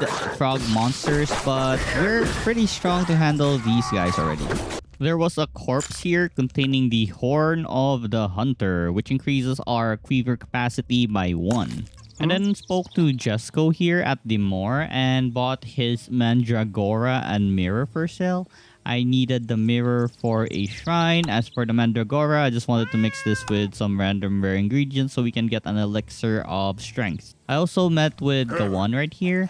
So he was the guy we gave the yellow stone we previously got so we can earn a lot of coin. But what he did instead is instead of just having the coin, he used up everything to buy a lot of sheeps because his idea was sheeps eat grass, then sheeps make wool. It's like unlimited money, as he said. So I think this guy is onto something, but I really just want my coin. Anyhow, since we can't really get any more coins, he's pretty poor right now. I just left the scene. I continued fighting a bunch of mosquitoes and frogs that were fighting each other. And I just realized that's why they're fighting, because frogs eat the flies, right? So the mosquitoes are just defending themselves. As I continued my exploration on the bottom part of the moor, I then met Henrik right here. This guy wanted to get a mandragora so he can give to his crush, I guess. But the place down in the moor is filled with these foggling monsters. They were pretty dangerous, but with Henrik right here, I guess we have a chance to find that mandragora. Like, I mean, these fog monsters are really tanky, and I think they hurt if they're attacking me instead of Henrik. But good thing we got this tanky guy right here. So I'm just riding the free experience train so our character can level up. I then found the mandragora and then smacked its head so we can obtain it and give it to Henrik. I continued my exploration at the bottom part of the moor. It was pretty dangerous here as the green, ghost people and the foglings are here. But I tried my best to just avoid them and just continue exploring until I found some rare stuff or something. Also took care of some of these alligator-like creatures. I then encountered a new type of monster I haven't encountered yet. I'm not really sure what those are, but they look like mosquitoes that explode. The more I look at it, I realized that they were baby mosquitoes with blood on them. Anyways, if you think it's your screen, that's why it's hazy. It's actually the game. I drank some mead for regeneration, and yeah, it kind of sucks. I should not drink mead anymore, or beer. So anyways, this was a nest of bloodfly, and I needed to beat 3 more of this for a certain quest. As my exploration continues, I found a broken chair and then found a random set of swords inside. Nothing special, just some swords I can sell to the merchant for some gold coins. I also beaten up a bunch more of these harpies. They are wonderful for experience. I just hate how they hurt so much. If they have the opportunity, they can kill me anytime they want, honestly. I'm so squishy. Anyhow, as long as we keep dodging their attacks and staggering them, then we have an easy path of killing these things. After I defeated the harpy, I then descended towards the stairs. This place was a puzzle-like dungeon. I had to do a couple of retries, going from one square to another, then saving and loading. It was honestly pretty long, so it took a while before I got to the other side, but for some reason, it suddenly glowed. So I screenshotted the whole thing so I can place it on paint. I guess after reaching a certain point of this puzzle, it would continuously glow. Okay, so now now we're back to square one. I don't know what happened there, but the glowing guide disappeared. Now, it took a while, but I finally reached the other side of this place. As for the reward I got here, I got myself the Signet Stone and lump of silver and some potions. After going outside, I continued exterminating the harpies that were infesting the area. I think this is the last one remaining here. Eventually got used to its moveset, but still, its spinning attack is one of the most annoying to deal with. I thought that was the last one, but there's actually 2 more here, and they were kind of inseparable. So I just did my best of trying to use walls so I don't get hit by their feathers, and dealt with them one by one. Really one by one because they like attacked me at the same time. But yeah, I use walls as cover and it's doing well. I then found a statue with some missing items, I guess. Not really sure what to place here if I even have the item. So I guess I'll just come back later once I do have something. I then arrived at George Farm and then I reported to George that I have destroyed a mosquito nest. I also crafted a bunch of potions and the elixir of strength, further increasing our strength by +3. Let's go. And as I was on my way to Nemeton, I then met this guy called Lobo, and he was a merchant that were selling goods. It seems this guy has lost his leather pouch, but lucky for us, during our exploration I found his filthy bag, so I gave it to him. Now he offered me a chance to get inside Nemeton by riding his wagon and just hiding there. I managed to get past the inspection and now I'm inside Nemeton, finally. Since this guy was a merchant, I then checked his good and oh my god, he had like 8 pieces of cliff lichen and a basil root. I want to purchase everything that he has. So I'll be needing to sell a bunch of random junks I have on my inventory. So far, I have so many junks like monster miscellaneous, their leather, their claws, their teeth that I could sell so I can afford all the cliff lichen and basil root. As you can see in my inventory, I had like 10 cliff lichen, 2 basil root. So that's equivalent to like 10 dex and 2 strength. I will eat all of these up since I don't really have any mandragoras right now, so might as well. So currently I'm at an area where there are a couple of merchants. I just look at their wares. There was really nothing interesting to me except for the ones sold by Lobo. Someone had a map of Nemeton though, so I bought one of course, so we have a better picture of the map. Anyways, I then met Gilwar right here. He had a bunch of requests like a bread knife, some bear items. So yeah, I'll come back to this guy again once I have the items. I then went back to my thievery skills of unlocking doors and looting houses, getting all their items for free. Also, while looking around, I randomly found a buried treasure. So yeah, I'm pretty thankful for this find. Then met these 2 people here called Kendrick and Angus. And how they were talking about how weapons keep disappearing. And Kendrick right here is blaming Palima, one of the remnants that converted to Nemeton. Or I'm not really sure. Was she a remnant then became a Nemeton person, Nemeton people? Anyways, I told him I wanted to join Nemeton. So before I can actually join Nemeton, I need to prove myself. And I think the best way to prove myself is to find out whoever was stealing their weapons. I haven't stolen any weapon. I just stole a bunch of random stuff. So it's not me. I then asked Kendrick about the missing weapon shipments. He's not really cooperative, so I just left after a while. So yeah, since he's being a D, so I stole a bunch of his random goodies inside his house. I also found like a shared house of random people. I think this is the houses of the soldiers. So I guess if they found out I was stealing from them, they'll probably execute me on the spot. Anyway, since no one was here, I was free to open everyone's chest. I then met Gerdwin right here. He was in charge of law and order for Nemeton. Anyhow, I continued interacting with random people in Nemeton because I'm not really sure who's important here. Also stole more goods here and there if ever no one's watching the place. I then met Hennick again inside the Nemeton camp and spoke with him and his crush Bunny. So she was asking what or how we met, and anyways, I did not tell her about the Mandragora hunt. I just said that we did what we do. Haha, haha. And left it to Henrik. Anyways, he thanked me for being a brother and he said he will give her the mandragora on the Festival of Fire. And then met this guy called Carrot. He had a sword that he wanted to repair, but the blacksmith did not want to repair it for him. So he gave me some gold and his weapon so I can pretend that it's my weapon and have the blacksmith repair it for me. I also found the house where there were worshippers of the raven or the fire. So this place was called the Eternal Fire. Anyways, I did not want to disturb them any further, so I will leave soon. Then I finally met a druid called Helma. So she was currently teaching children about the divinities. So I just stood there and listened as well because, you know, why not? Anyhow, after the lesson, the two children then asked me for a favor of making a talisman gift for Helma. And yeah, I agreed to help them out. So we need to look for people that can contribute to making this talisman. The next morning, I then spoke to Helma, but I did not want to give her or show her the crystal yet. I was scared that I might progress the story because I still have a lot of side quests I needed to do before I continue. I then went to Chunaik, or the blacksmith of this place, to have Carrot's sword repaired. So I just had the biggest poker face of my life and told her, "Carrot's sword, whatever do you mean? It's my sword. Can't you not just repair it?"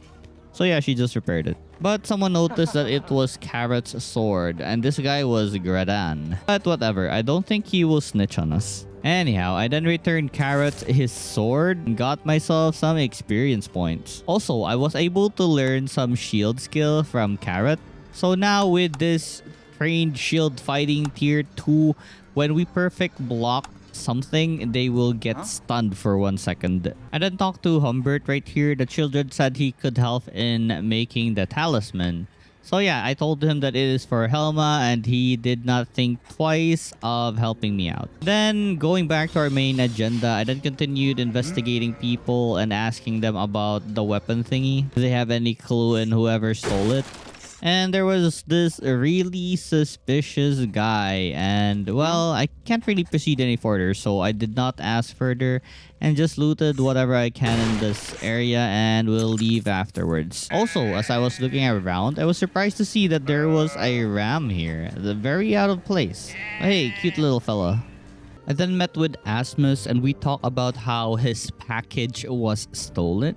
Anyhow, I told him I would help him out in looking for his package. I then talked to this guy called Afren, asked him about the package, and he just confessed to everything and told me where the package was. I guess he was really scared of Angus finding out, so he just confessed to everything. I did not even say that Angus was suspecting him or something. Anyhow, I then went back to the children, told them that Humbert has helped us regarding the talisman by making the extract of a mushroom. They asked me to carve something in the talisman, so sure, I did just that. Yeah, cool, right? We then gave the talisman to Helma and she seems like she liked it. Alright, so I'm pretty happy for these two nice little kids. Now, I talked to them again and they gave me something called a crude talisman so I can make myself my own talisman. I then went to the apple farm to look for the lost treasure chest.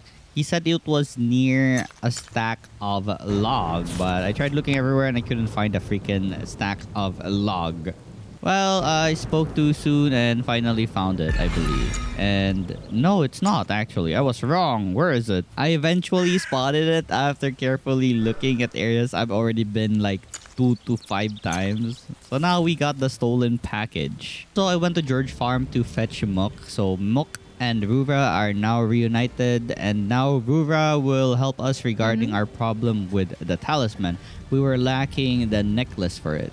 Then went to Myrti to ask for some ashes, but she wouldn't give me some ashes. She said that why should she give me ashes? I don't know.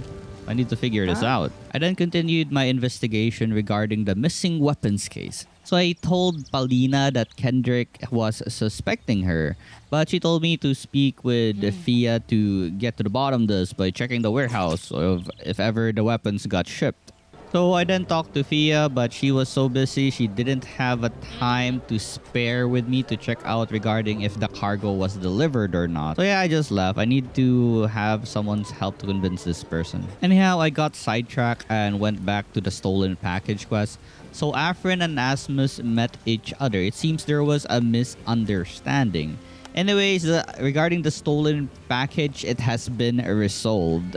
They were good friends after all, so we needed to help them out. Anyhow, back to the stolen goods. Since Fia doesn't want to give us some time, I just decided to invite myself inside her house. So now we have the details about the shipments. And there's nothing regarding a weapon that was shipped. Aha! I continued the investigation by speaking with the blacksmith. Then spoke with Junali and I told her regarding the weapon stolen case, and she told me 3 new names of persons that I can investigate. We have Aiko, Kellan, and Mame. So I spoke with the 3 of them. Aiko and Kellan doesn't seem that suspicious, but Mommy right here was really suspicious. He got angry and just left, so I decided to follow this dude wherever he was heading. He eventually got tired and he spilled the beans. Anyways, he told me everything he knew and I just left the scene. Gave me a hint of the person who should be responsible for all of this is in the shack. Before I went to the shack, I decided to talk to Henrik first. Maybe he can help me check the warehouse because Fia won't allow us and I can't really lockpick that place. Yeah, we headed towards the warehouse so he can convince Fia for me to investigate the place. Henrik was good with his word, so now we have entered the warehouse. I of course grabbed some goodies here and there. There was really no one looking at me. I eventually found the clue that we needed. There were a bunch of red hairs on the floor, so we needed to look for someone with red hair. Anyways, I told Fia that the culprit is a red-haired person, but it seems like a lot of her workers were red-haired. So we have 3 new people to investigate. Swen, Harvey, and Enya. Then I went back to the underground cave or something, and this was Harvey. And as usual, he's really suspicious. I told him that I was looking for missing weapons, and the culprit is someone with a red hair, and I told him he has a red hair. Anyways, he eventually confessed that it was Kendrick's plan all along. So I told him that he should help me out find evidence to prove that Kendrick is guilty. So Harvey then led us to where the weapons were. The other culprits were here as well. They're just all victims from Kendrick. Eventually got discovered by Kendrick, but I convinced them that we can fight this guy. It's 3-on-1 and I'm pretty strong. So we started the fight. I made them tank because I did not really know how strong Kendrick was. But the moment that this fight started, I can see that he was pretty weak. So we have defeated Kendrick, and now I told them to tie him up so I can report to Angus. So I told Angus who was behind stealing the weapon shipment, and it was Kendrick, and I have evidence to back it up. And so we have brought Kendrick to Angus, and now he was being interrogated. He keeps saying it's for Nemeton, but he still broke the rules and must be punished. We're also planning to punish the 2 people that conspired with Kendrick, but I told them that without those 2, I could have never caught Kendrick, or defeated him at least. But well, since they still broke the rules, they are just being banished from this place, but no more other punishment. I then bought myself a signet from one of the camps here because I know these things are important later on. The Raid Ruiners, was that their name? Anyways, they needed the signets. So yeah, of course, I'm gonna collect them and then give it to them. Maybe there's a great reward later on. As I was randomly exploring the moor, a group of bandits decided to attack me. Like, what? Okay. But yeah, I'm just proud of my character right now being very strong. These 3 had no chance. My damage was just too high already. Anyhow, I went back to the tavern because I had some unfinished business here. Just forgot about this chest which I couldn't open before because I didn't have any lockpicking skills. Then went to the remnant camp at night to steal from Boris. I know he has some goodies here and there. Anyways, I was able to open up his chest and got myself a signet stone. Now time to skedaddle before this guy wakes up. But let me just steal some of these coins. Actually learned a really neat trick. so people won't wake up if you're just walking instead of like randomly running around, right? So I continued stealing a bunch of the merchants' loots here. I hope they're having a nice dream because currently I'm living the dream. The next day, I then went to Boris and gave him the stolen package. But before he would pay me the money for delivering the package, he wants me to sell a bunch of rust moss from other people. He did his job, but he wants me to do this. What? Anyways, we have no choice, so let's just sell the rust moss and get over it. After selling all the rust moss, I then talked to Boris again. He did give me a share of 50 coins, so I guess that was okay. Afterwards, he gave me 200 coins for delivering the package. Anyways, I then went to the... I'm not really sure what to call this place, but the sleeping place of other remnant people, I guess. And I stole a bunch of their stuff. You know, the recent stuff I showed you was his items that I stole. But I told him I would never steal from you. And I told him that I saw someone running away from his camp. He was devastated that all his items was gone. I feel sorry for him. Anyways, I then went back to Boris and asked if he can accept me to his squad now. And he said yes. Cool, let's go. Then talked to Kellyan and told him that both of the blades have accepted me. He told me to think carefully before I choose to join the remnants, so I did. I did not join them yet. I still had a bunch of quests going on for me at Nemeton, so the moment I joined the remnants, I won't be able to enter Nemeton anymore. As I was on my way to Nemeton, I then got ganged up by 3 people. It's like they knew I was on my way to Nemeton and they were waiting for me. But thankfully, I was very strong and they couldn't deal anything to me at all. I easily took care of them actually. On one of the bodies, I got this thing called a planned ambush, and it seems the initial for this was B. So I assume it's Boris. He wanted to mug me, I guess. I then talked to Boris about it. And now he wanted to keep quiet about it and he wanted to buy my note for like 100 coins. And I'm like, sure, okay. I don't really mind. I defeated them easily anyways. Basically sold out the evidence that I could have used to like instigate this guy. But whatever, it's 100 coins. Then went back to Nemeton and talked to Asmus regarding the package. So I told him I've delivered the package, but I was ambushed along the way. And I'm blaming it on Boris, but I didn't have any evidence, so we didn't really talk about it afterwards. Now, I still have a lot of quests that hasn't been done yet, so I'm slowly gonna finish all of this. I had a genius idea of lighting up the lanterns in the ritual thingy with Mir. And turns out it did the trick, and now she gave me some ashes for my necklace. So now we have a purified talisman. Let's go. I then went to the center of Nemeton. Not entirely sure if this was the center. But yeah, I played the liar based on how the fireflies were lighting up. And I updated my very own talisman quest. Next thing the quest wanted me to do was draw something on my talisman. Not really sure what to draw here, but okay. I then noticed that there was a drawing of a firefly just on the walls of the stone.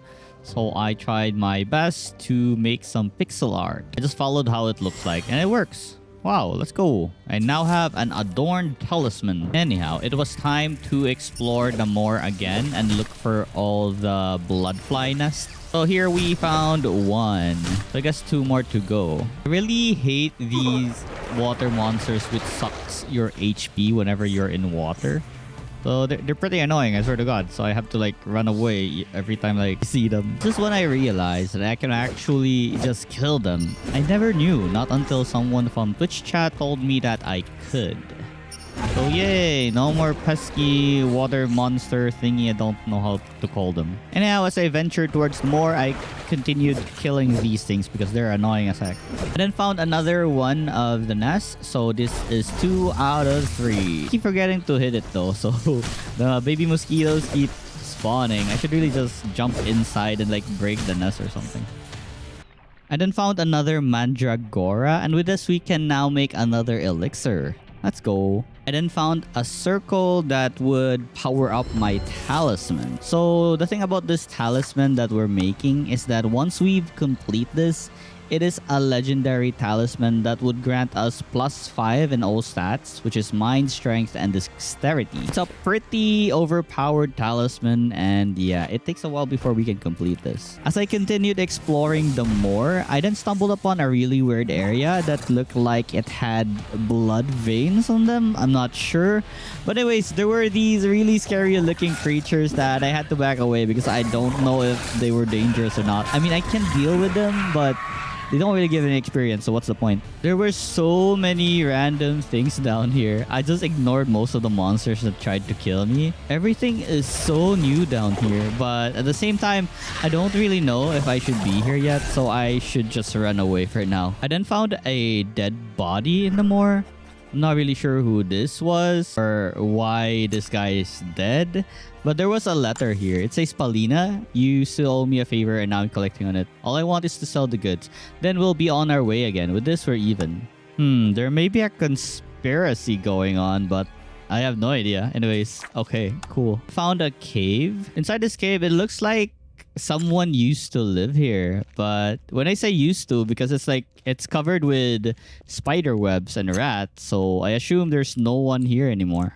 Anyways, I grabbed every item that was inside before I left. Then found an area in the moor where there were a lot of rust root. Also, down here, there were also a dead body.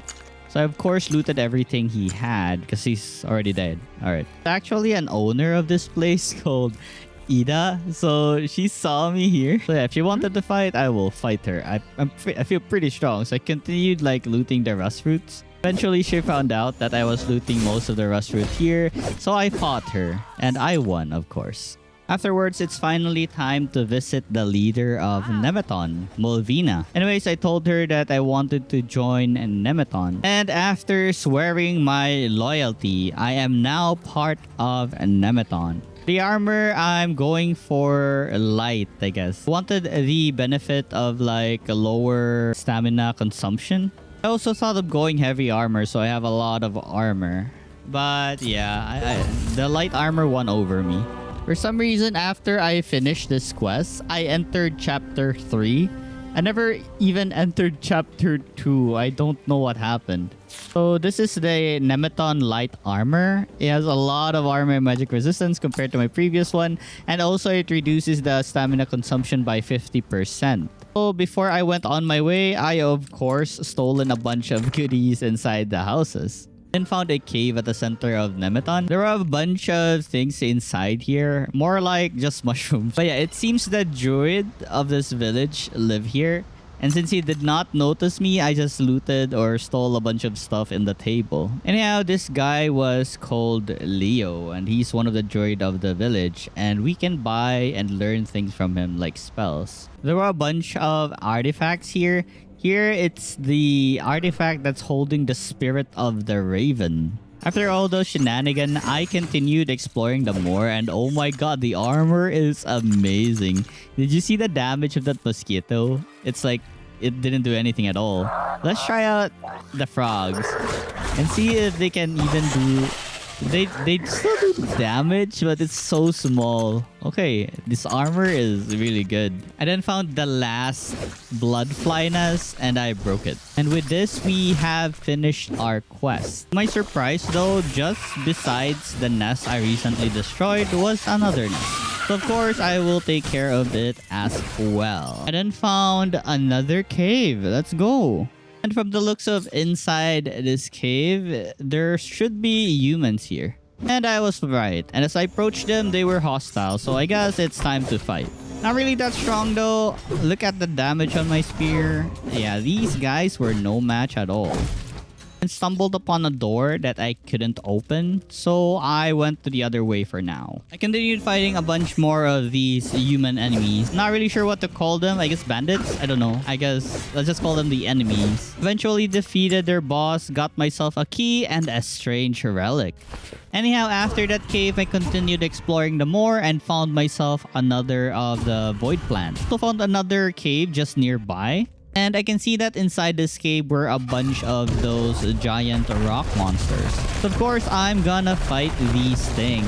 But let me just check the entire area first. Actually, let me run away because there's 3 of them and I'm scared. Eventually found a ruin-like area full of items. And after looting everything, I went up and I found another shrine. Actually, this was the shrine where we found the sheep lazel. What a discovery, right? Anyways, I placed inside our Rosmos, and there you go. We activated this and gained ourselves +1 mind. I also found myself yet another Mandragora just near the shrine we were at. So hey, more elixir for us. Let's go. Oh yeah, not sure if I mentioned this, but I found a letter connecting the people that I have killed where I found a strange relic with Olaf. So anyways, I told him that that person called Aldrich is dead. It seems like they have kidnapped people and made them dig something in the pit. Never really saw a pit. Maybe I forgot something there, like that closed door. I never really opened it. I think I should go back there when I can. Anyways, Olaf gave me a tavern key. Now I can enter and exit the back door of the tavern anytime I want. Told me to go behind the tavern and inside a cave where I'll be meeting some people. So anyways, these are the remaining quests I have right now. Just a few more and we'll be done for most of it, I guess. Anyhow, I went inside the cave and met with Amelia right here, which led me to Eid. So these guys were actually called Ruin Raiders. Anyhow, this is Eid, and he dedicated his life into searching for artifacts of the bygones. Since we know nothing about them and we have a lot of items by them, and we can give it to Eid right here and he will inspect it for us. So I gave him the strange relic that I've previously gotten, and he gave me about 300 coins. Let's go. I also gave him most of my signet stones. Anyways, he was thankful for this, and the more I give him some signet stones, I unlock something new on his shop. So what's going on is there's this person called Drevanius who knew a lot about the Black Flame, the Monolith, the divinities, and he had a means to save the world. And I think that's one of the purpose of the Ruin Raiders, to uncover Drevanius' secrets and eventually save the world, I guess. Anyways, I'm part of the Ruin Raiders now, and I will help them uncover Drevanius' secrets. For giving more signets to Eid, I then had the ability to buy an elixir of concentration and an elixir of health. They were pretty expensive, but I think I can afford it. Then explored the cave some more to check whatever was here. There were a bunch of random broken pots and some spiders, I guess. Found a corpse of both the mother and a baby. And I can see what obviously looks like a hidden door, but I don't really know how to open this. I can't find any clue around here. And exploring some more, I found myself the key from the Ruin Raiders. Description says open the doors to the Ruin Raiders, so I guess this is it. It was just an extension to the place we have discovered before. Didn't really have anything I needed here, so I just left last time, and I will just leave this time as well. Exploring the place, and it was actually a huge area here. I don't really know what I'm looking for here or what's it down here, but it's really huge. Right? It's connecting to random caves all over Drova. Even found a way to the remnant camp, the one at their tavern there, the underground part. I remembered that there was a chest here that I couldn't open, so now I'm opening it. Then fought one of the rock monsters. It wasn't tanky anymore. Well, I got stronger, I guess, so it's not as hard as before, and my armor is just amazing right now. It can't do damage to me. Discovered the remnant camp area, but the ones with where the people were sleeping. I don't really know what to call this place. As I explore more of the remnant camp, there were hostiles. Maybe because I'm a Nemeton person now that they want to kill me. Anyways, these guys were very tanky, and you know, look at my pokes. It's barely doing anything to them. So I guess I should run away and skedaddle, but I tried being tough actually. Maybe I had a chance. But the more I poked them, yeah, I should just run away. Anyways, I continued fighting them because I was feeling brave and I died. My plan now was to skedaddle out of there instead of fighting them. I wanted to explore what they were protecting. It seems to be a ruin. And as usual, it was full of harpies. My problem here was that they attacked together. I wanted to pick them off one by one, but they just tried to like attack me together, like the power of friendship or something. So instead of fighting them, I just decided to continue my exploration in the area. Eventually found myself at the Primeval Forest. Was that what it's called? Primedial? Primeval? Anyways, I was a curious cat, so I continued exploring the place. I eventually found a place that looks like a boss battle area because it's so big. Like, there's nothing here but this giant tree. And yeah, there's really nothing here but a big space. So I assume we're gonna fight a boss here eventually. I guess if we trigger like the right quest or something. Anyhow, I found a lot of shadow wolves here, so I of course killed them for experience points. So in this new area, there are actually a lot of monsters, so of course I'll kill them one by one. After I was done exploring the forest, it was now time to face the harpies again. And hopefully I can fight them one by one, but I don't think so. I eventually resorted to using my scroll, which summons some canine friends. So at the very least, these dogs would distract the birds so I can kill them off one by one. It's going pretty far. So once we like defeat at least one bird, our lives will be much easier. I really love this summon scroll. They're so useful. And after a bit of a struggle and all my dogs dead, I was left with one more harpy to deal with. That scroll was worth so much that we have defeated all the harpies that was guarding this ruins. I didn't have to run away from these guys again so I can go to the other side. So annoying that they had a net though. I'm having a hard time because of the net. I eventually managed to escape after a few tries. Let's go. I eventually found myself a ruin after escaping from the horrible people that tried to kill me. So I guess we're at another underground cave and I wonder where this leads us to. It just led me to a skeleton with a ceremonial sword and a clam and some coins. There was also a single harpy here guarding the area, I guess. Which shouldn't be a problem since it's only a one-on-one fight.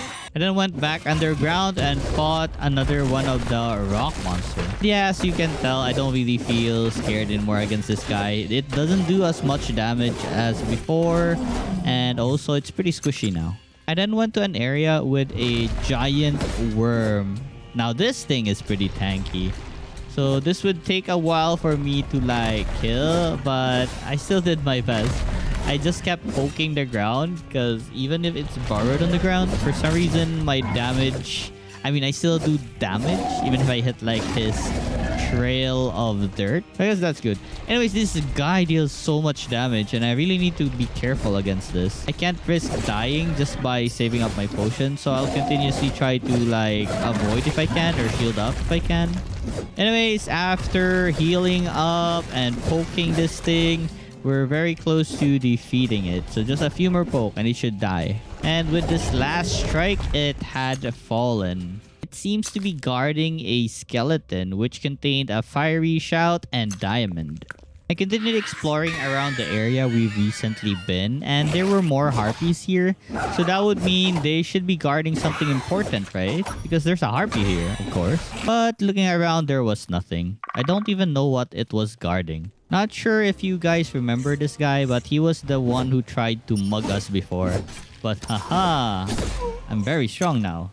I then went to the Remnants camp, but I was stopped because I am now a Nemeton person. They told me I can still go inside the Remnants camp, but I should expect that the fighters won't treat me well. I then made myself an elixir of dexterity. I didn't have any more basil root to make the elixir of strength. So yeah, dexterity is fine. We have higher critical rate now. I did talk to this person called Lourdes. He has been having really bad dreams lately. He even showed me a illustration of his dream. And this place is really familiar. This was the cave in the ruined raiders place, if you remember. One that had like a secret door that we don't know how to open. So anyways, he gave me the details of his dream. So we just need to interact with the mother and the child and we should be able to unlock the door. And so I returned to the skeletons with the mother and child. I then examined the child bones and there was a switch. So I activated the switch and now the door opened. I then interacted with the skeleton that was sitting here. I then took the object that the skeleton was holding. And it seems to be a strange fossil. Alright, cool.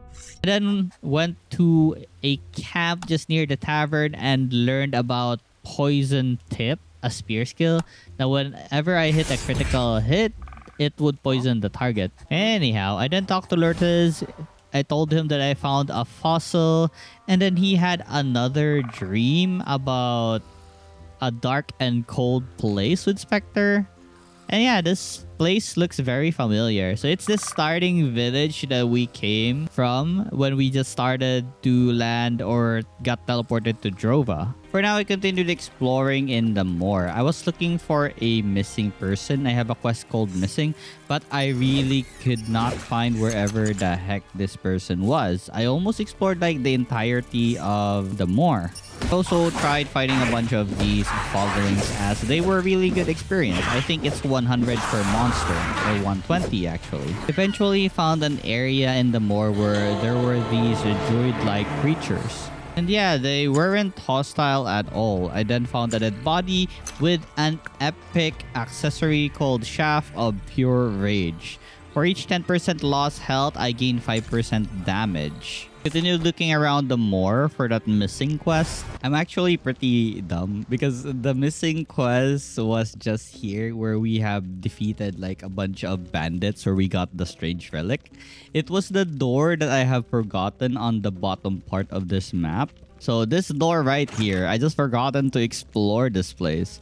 So yeah, this was the missing piece of the puzzle for our missing person quest. As I explore around, it seems it was a huge ruins of some sort. And there it was, the missing persons. Anyways, I told them we'll escape after I explore the entire place. So yeah, you have to wait. I want to loot whatever is here. Found a coffin containing a bunch of items, but that's about it. Nothing rare, just a coffin. Also, I can't really figure out what this button is for, and you know, things that are being drawn on the ground, I have no clue what I'm watching right now. There were also 2 tables where I have to draw something, but I don't know what yet. By exploring more, maybe I will figure it out. I eventually found one of the drawings that I need to know, so I took a screenshot and placed it on paint. I'll need to take a look at it again later. Then found another room which I haven't opened yet. Inside was an item called Weapons Pack. And so I'm supposed to give this to the people who were kidnapped, I think. But I already killed like all the enemies here, so they have no enemies to fight anymore. So this thing is pretty useless. I continued exploring the place. It led me to a cave where there were like 2 worms that I have to fight. But of course, I'm not gonna fight them unless needed. Priority right now was to locate the last drawing so we can start drawing something on this part of the ruins where we can unlock a door. So for now, I just drew the other one that we screenshotted earlier, and the drawing was a success. We just need 1 more. Took a while looking, but I finally managed to enter an area I haven't been to before. And there were a bunch of these pannier, which I had to drop somewhere. So yeah, as you can see, that square right there, that's definitely the answer to our problems. And I slowly dropped down some of the rocks that were blocking the picture. And once we have this, then we can unlock the door. Alright, now that I have the picture, I screenshotted it, placed it in paint, and I will use it to solve the problem. I went back, solved the puzzle, and now the door has been opened. The rewards here, I got myself an epic amulet called the Bloodthirsty Amulet, that if ever I have an active bleed on an opponent, my melee attacks have a 10% chance to restore 5% of our health. This thing was amazing, so for sure I'm using it.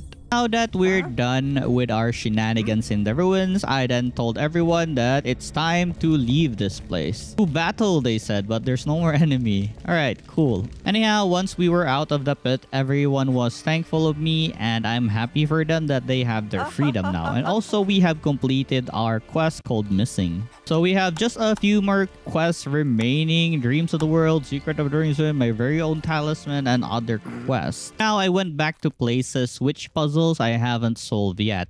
So for these things that move whenever you make noise, you just need to blow a horn on it. Didn't know first, so I just spammed the heck out of my lyra. Eventually figured out that it needs to be a horn. I blew it, and now we have activated this thing. Upon activation, this secret room then opened up, and now we had access to a bunch of free items that we can just take. Nothing really rare, Joe. Just a couple of like food buffs. Anyhow, I continued exploring the entire place to see if I have left something out. Something weird happened as I visited the woodcutter's camp. They were being attacked by the tree monsters. So these things were actually called the Spriggans. So yeah, they were attacked by Spriggans, so I immediately helped them out so no one would die in this place. But sadly, as I arrived, there was already someone dead. But anyways, at least I'm here now to help them. For the dead people, we have buried them before we continue with the plans for the future and how to protect the woodcutter's camp. So I said my goodbyes to the 3 dead people, Merlin, Jalina, and Colin. Just hope that the merchant that sells like some stuff didn't die because I need something from him. I really recall who these 3 people were, and I don't really remember the name of the merchant. But anyways, I hope it wasn't one of them. Went back to the village that we have first arrived to, and the thing here wasn't open before, but now it's open. Weird. I of course explored inside to see what I can loot down here. There were a bunch of skeletons that were dead here. I guess they hid from all the troubles upstairs. Anyways, we have looted most of them. And also there was a skeleton here that was just sitting. This was a weird skeleton because it seems like it was gazing at us. Anyways, he then gave, or I then gotten a strange fossil out of his hand. So just above the village, I found myself another void plant. Let's go. Stole a bunch of stuff at the woodcutter's camp because no one was guarding the place anymore. Back to the shrine, just need the woodcutter's camp. I added a ram figure here and it worked out, and I got myself a +1 mind. We have activated the shrine as well. Went back to the place where we found a shrine that earned us 3 learning points, and with this our talisman had vibrated. I don't know, had gained more power, I guess, the term. So since now that we have a new armor and we're pretty much stronger than we were before, I tried fighting the druid boss again to see if I can beat it now. And with the power of summoning insects and rats, we have easily took care of the stamina bar of this boss. So it basically could not do anything at all. It can just keep kneeling down to us. Kneel, boy. And after a few more hits with my rat and mosquito friends, we have defeated the druid. And for the loot, it's just some random stuff that we can sell at merchants. Nothing really rare, no equipment or something, but just some sales item. Upon exploring more at the moor, I did not think that I still had a lot of places I haven't visited here yet. So I met this person called Harald, and they were fighting off the bird monsters that tried to raid this place because it seems that there's a lot of silver ores inside this mine right here. So he requested some wood from me so they can start barricading the place, because this was a really good mine for ores. Went ahead and just killed a bunch of birds that were surrounding the area. Also looted a bunch of their eggs on their nest as they sell for some gold. So yeah, it's a win-win situation for this quest. I can also have free pass towards the mine to mine some ores for myself as well. These birds weren't really hard as we were over-geared and over-leveled already, but they were still a great source of experience points. Inside the cave, I spoke to Carmi right here, who was complaining about some monster noises around the mine. I said I'll check it out for him, but for now, let me just mine a bunch of silver ores. I then found this secret spot in the mine, and surprisingly, it's like paradise here. So it seems this spot was a secret resting spot for this guy over here. I then picked up a bunch of these healing plants that were just growing over here and spoke to the guy here. I found his hiding place. Alright, nice place, buddy. Then investigated the area where the guy was hearing monster noises, and it seems there was a giant rock monster here. I'm just glad that I was the one who found this guy, because if it was the other miners, they would probably die because they don't have any armor on. Anyways, it wasn't really hard to defeat this thing. I then told him that the monster problem is gone and he can just mine casually now. He then taught me how to do prospecting 5, so now we have maxed out our prospecting skill. And prospecting skill is basically, it improves the amount of ores that you get when you're mining. I then went back to Nemeton because I had a quest where we need to go on an expedition to the primeval forest. So I talked to Angus and Mombert right here and they discussed about bringing along Carrot, the guy who we fixed the sword to. So the people who are going for this mission is Mombert, Carrot, Hennick, and me, and also one more I don't remember the name of. Anyways, I then spoke to Gerdwin and learned about Spear Mastery number 3. Also, another passive skill of Spears called Peak Performance. So the 4th guy was called Gradan.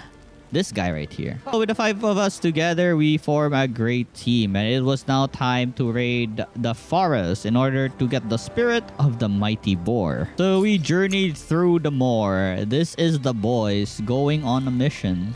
I've encountered this gate before, but I didn't know that they had the means to open this. Anyways, at the very least, now that we have access to this place, we have an easier time going to the forest now. Immediately after entering the land, a bear decided to attack us right away.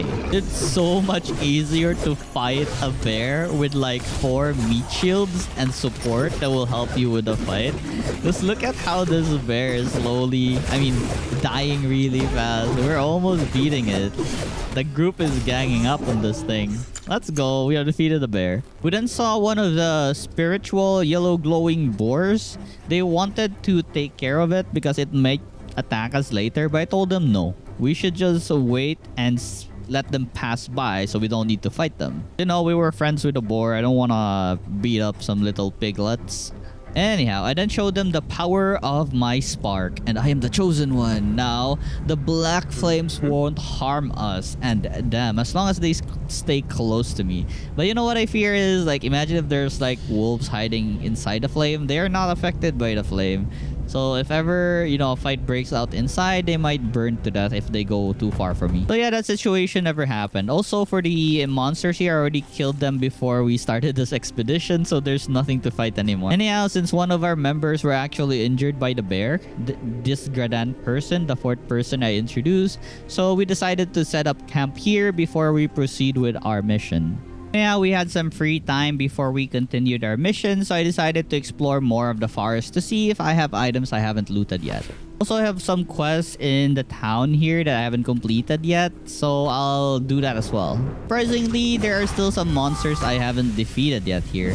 So well, this is a free experience point for us. And then October War gave him the truffle mushrooms that Kay and I have harvested previously, but I forgot to finish the quest. And I got myself a foggy stew recipe. Everyone happily ate the food that we have made together. Alright, cheers guys. I then went to this place that looked like a circle thingy. So with this, we have obtained the last talisman power that we needed, and we have made the blessings of the divinities. So this thing that adds like +5 to all stats. Awesome, right? A legendary amulet. Let's go. I continued exploring the forest, beating up a bunch of monsters that I haven't defeated yet, and earned their experience points. So I eventually stumbled upon a cave, very interested in what I can get inside here. Inside the cave were more of the yellow glowing boars that I needed to defeat. And as for the reward, it was a boar skeleton accessory, a boar skull. I already have the same accessory, but basically the boar skull reduces the stamina consumed by heavy attacks by 50%. I also found another mandragora in this forest. Always made sure that I had earplugs on or I might die in one shot.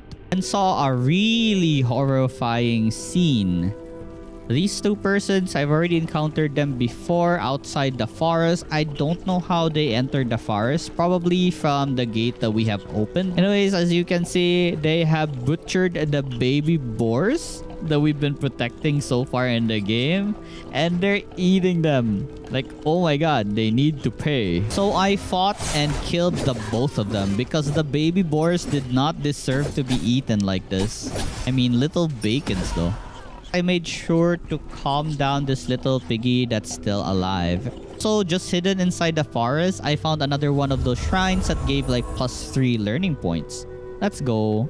I then went back to the village and reported to Demo about what happened, that the two-person ate some baby boars.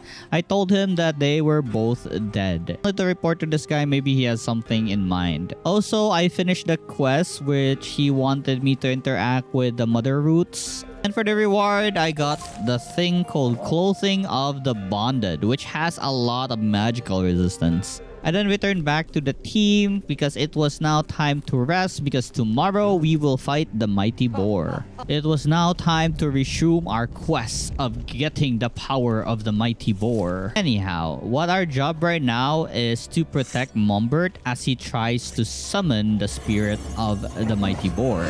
So a bunch of spirits got summoned in order to protect the mighty boar, I guess. So all we really need to do is make sure that the druid is alive. Eventually came to a phase where the druid needed to make like a force field or something, or our lives will be in danger. So more and more variations of spirits got summoned. There's now some wolves. Bear spirits also started appearing, but they're not really that tanky. They were easy to kill. And after a while of protecting the druid, he finally managed to summon the mighty boar. One of our teammates got stabbed in the stomach and 100% sure he's dead. So we'll need to avenge our friends. So with the 4 of us remaining, actually make it just 3 because we just need to protect the druid. He's not really gonna help on this fight. He just needs to maintain the boar in its summon state. So as usual, we need to protect this guy. The mighty boar can dish out a lot of various attacks. The spikes are one of the annoying ones and it's pretty hurtful actually. He also summons those little spirits that explodes on contact.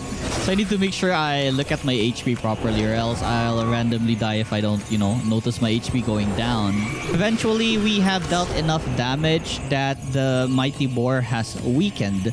So now we grab the vessel so we can trap the mighty boar inside. We still need to protect the druid as the process is ongoing. While the mighty boar was being stuck, a bunch of monsters raided the place. The piglets, the giant pigs. I guess they really want to protect the boar. I'm just so sad that we need to kill the little piglets. I guess we have no choice here as they were all hostile. I was once friend of the forest and I'm not even sure what I'm doing anymore. I'm just massacring them. Eventually, the mighty boar's spirit was sealed inside the seal. I earned an achievement from this. Anyways, after waking up from being knocked out, the surrounding looks different somehow. Before I left, of course, I looted everything here because, I can sell them. It's money. Sadly, I can't pick up the weapons or armor of our dead comrade. By sealing the mighty boar, it seems that the black flame has disappeared. So there's no more black flame in the map, and also the forest is dying. Black flame gone, we can see a lot of skeletons that were burned to death before. Shouldn't the bones also burn to ashes or something? We continued making our way back to Nemeton so we can safely place the mighty boar there. But we were surprised to see a lot of the shadow hounds outside the forest. Yes, now that there's no more black flame, they are out of their habitat now. There were also bear sightings now. This wasn't here before. So yeah, this is really surprising that we need to fight bears outside the forest. I mean, I saw a bear previously, but it was inside a cave. Yeah, with the boys, we have taken care of the bear pretty easily. We eventually reached the tavern, so now we can rest up a bit. And I also suggested to drink for our fallen brother, but Mombert just wants to rush towards Mamaton to submit the mighty boar. Anyways, I decided to follow this guy. He may get attacked at some point, so at the very least, he has a bodyguard around him. Did not really care that I was following him. He just wanted to go back alone. I'm not sure what this guy was planning, so I decided to follow him. I actually just headed straight to Molvina and reported everything that had happened, and our expedition was successful. Anyways, they told me we'll talk more about this later after the Festival of Fire. So okay, sure, let's participate in the Festival of Fire. For now though, I went back to Lorthes and see what kind of dream he's having now. For this dream, he's talking about a certain cave. So this is the picture that we have. So we need to think where we can find this thing. Sure, this thing is in the moor. So let's visit the moor. I explored the moor. I found a shrine up somewhere. I have no idea how to get there, but it's one of my goals to get up there to activate that shrine. I eventually found a place that looked like the drawing, but I had no idea how to open this up until, yeah, okay, I figured it out. Anyhow, inside this cave was this purple lantern surrounded by skeleton-looking creatures, or I think that's humans. I then gave all the skeletons in this lantern a strange fossil, since I've collected 3 so far. Each time I gave a skeleton one, they would burrow underground. Also, each time I gave one, it would tell me a story regarding like feelings and stuff. Anyways, enough talk. After giving all the skeletons the strange fossils, I then received a legendary ring called the Ring of Blood. And holy, this ring is amazing. Once I'm hit, we have a short time to regenerate the lost health by inflicting damage to an enemy. Honestly, this ring is an awesome ring. I'm wearing it for sure. So I tested out the new ring we have. So as you can see my HP bar, every time I hit like a fogling, my HP regenerates itself. As long as I still am inside the time window where I can regenerate myself. Anyways, these guys are annoying and they hurt a lot. Then went to attend the fire festival. I then talked to a bunch of people here, and this guy, Humbert, wanted to play a prank on one of his friend. He added something that would burn the throat of his friend. Oh, this guy is straight up evil. Now I enjoyed the festivities with everyone around me, drinking some beer and also giving Asmus the spicy beer thingy. And now he hated it. At first he liked it, but now his stomach is just burning in pain. I really think that this was a bad joke that his friend made. Anyways, yeah, let's just leave him here. As for Humbert though, he seems pretty happy with his prank. People in Nematon really hates people who betray them or even do something bad here. Remember Kendrick right here, the one who was smuggling some weapons? Yeah, they punish him like this. Anyhow, after the festivities were over, Gerdwin then waited for us outside our house. Supposedly this was Kendrick's house, but now it's my house since I caught him. Anyways, he told me to go to the droid's area as Molvina is waiting for me. I then arrived at the place where they are waiting for me. So it seems they're going to make a rune for me and Carrot using the power of the mighty boar. So with this, we now have a runestone. So now we can wield magic. Let's go. So our very first magic is magic missile. Anyhow, they now gave me a new mission to find out more about the crystals. Also, they will also give me a new armor. So for this new armor, I decided to pick a heavy armor now. Since I noticed I don't really dodge that much, I'm mostly just face tanking everything. So I think a heavy armor would do really well. So here I am suiting up with my new armor. Let's go. About what the druid was selling. Anyways, he was selling a couple of magic spells. And what I'm really interested is buff spells. So he has this spell called Magical Vision. So we will have night vision if we have this active. And it lasts for like 120 seconds. So it's a really good rune. I also bought 2 elixir that would increase my base focus and also max health. Anyways, we have entered chapter 4, the way to the Red Tower. I then visited Chunaik and she has a really good epic shield. I'm so tempted to buy this, but I'm reserving my gold for something else right now. So instead, I stolen some of her goods. Next, I then talked to the kids. I showed off my plus 15 stat necklace to them. Yeah, I made it. I then went to the tavern and so many things have changed in this place. I don't know why there's so many blood here. Also, the forest people are now at the tavern. Because the forest was destroyed, they had no more home. Anyways, I told Vork about how we have fought the mighty boar and sealed it, and he's angry at me. I then spoke with Olaf and he said that ever since the forest was been destroyed, many of the animals have came here and attacked random people. So I have currently a quest to search for the sheeps. Whatever happened to them. So okay, sure, let me just find where the sheeps are. Following some kind of footprints, I then fought a shadow wolf just near the tavern. Oh my god. So I guess Drova has gone crazy now because of all these monster outbreaks, and it's all our fault. And now I tracked down the footprints and I saw a bunch of dead boars, little boars, poor little boars, I swear. As I followed the footprints, I then met with Demo, and he was really angry that it's all my fault. So he wanted to fight me to the death using all his powers. This guy was pretty tanky, and he also summoned like boar minions.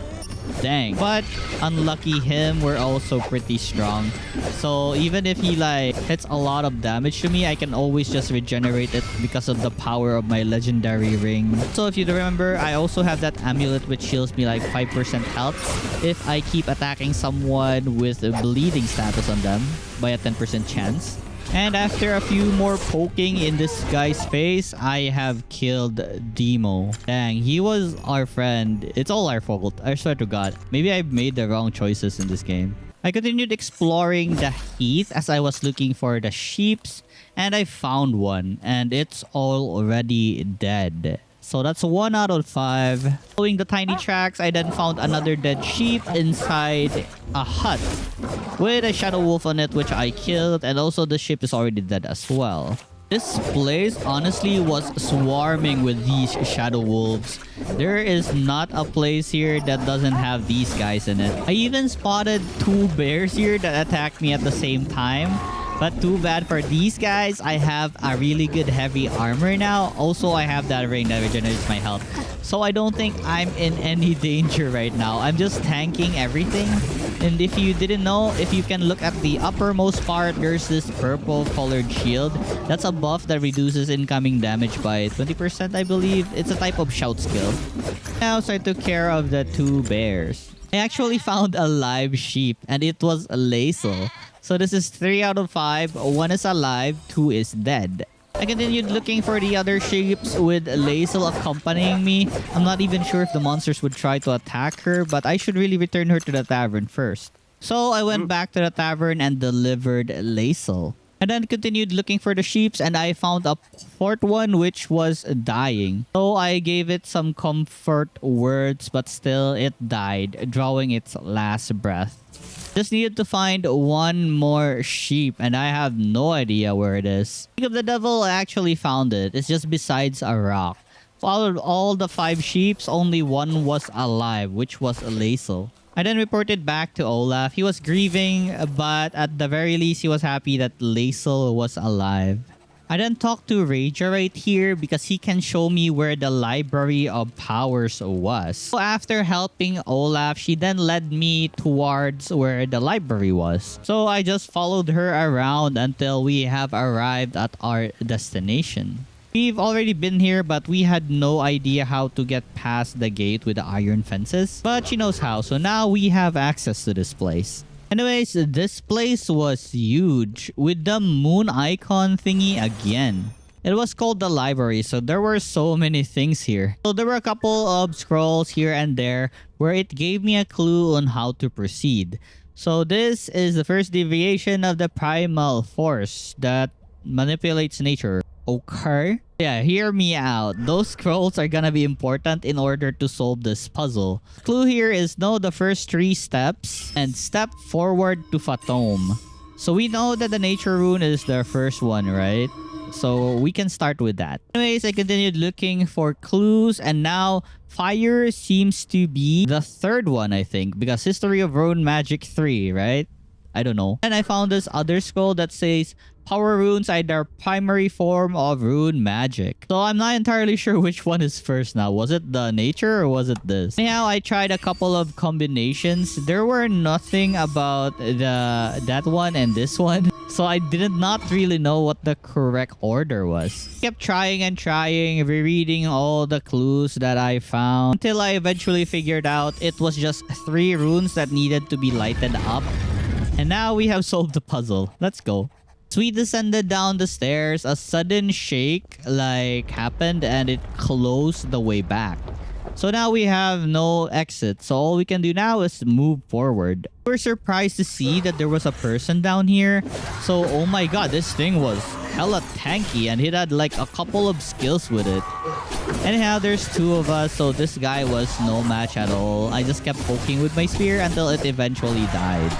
It seems that that guy was bygone, but brainless and I think zombie maybe. Continued exploring the place and I found what looks like a lab where they research like monster parts. And there were also more of these bygone soldiers down here. I took a look at the spray gun that they were fiddling with and it had the dried heart of a Sprigga. It was an accessory that gave us like 50% chance to cast a root to grapple an opponent for 2 seconds.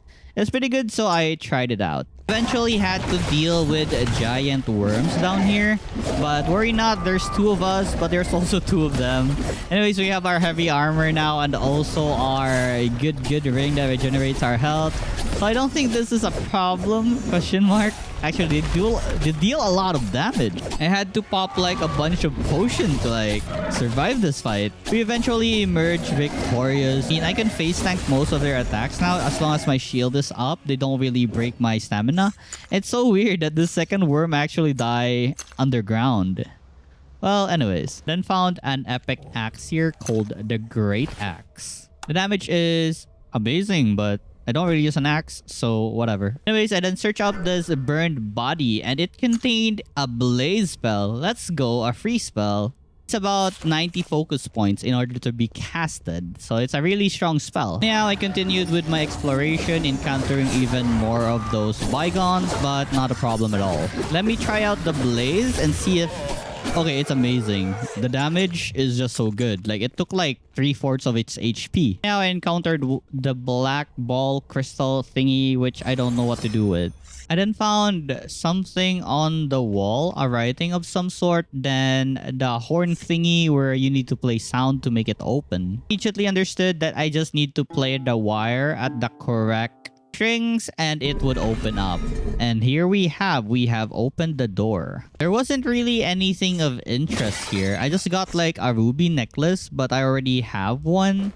So I wasn't very amazed by unlocking this door. Eventually found another place that we can explore. And down here, there were a bunch more of these brainless bygones that tried to defeat us. After defeating them, I then investigated the place and there were a bunch of materials here we don't really understand. Eventually stumbled on a place with more puzzles in it. Like, wow, okay, it's time to look for more clues. Anyways, I've been seeing so many new things at this place. There's even a bygone that was a mage. These guys hurt a lot. Magic hurts a lot, and as much as possible, I try to avoid getting hit by magic. I did not find anything interesting on the right side, so I then proceeded to explore the left side of this area. And it was here I realized that if I hit the black balls with magic, it will light up in red. So that's really interesting to see. So now I know how to activate these things. But yes, as always, this place was crawling with bygones and my companion was not here to assist me at all. I'm honestly dying, like, oh my god. Worry not, I have a lot of health potions so I can just, you know, emergency heal when I need to. It took a while, but I eventually defeated the two bygones. So currently my goal was to light up all of these black balls that you see. And if you notice the black rocks with markings, it can actually regenerate or give me some focus.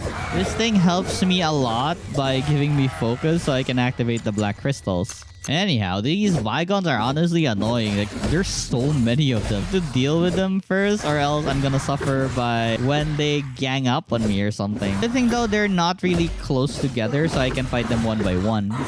So using the black electrifying stones, I then charged up my focus and activated the black crystals.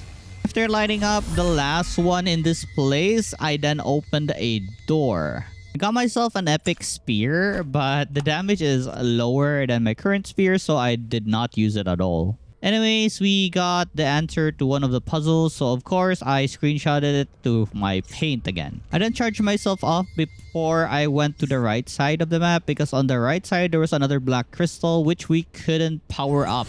So now with some focus, we powered it up. Then press a button and then one of the circles lighted up to red. I of course went to the circle and it teleported me somewhere else. This place had the second answer for the puzzle. So now we can proceed because we we now have the 2 pictures that we needed to proceed. I drew the first one and the other one, and the door has been unlocked. Let's go. Greeted us were a lot of bygones. So yeah, we took care of them. My teammate actually died here, but worry not, she wasn't dead. She just got knocked out. Good thing, because we still need some meat shield to help us with this mission. Anyhow, we finally had a clue regarding the crystals. So it seems like the crystals can be imbued with magical powers in the Red Moor.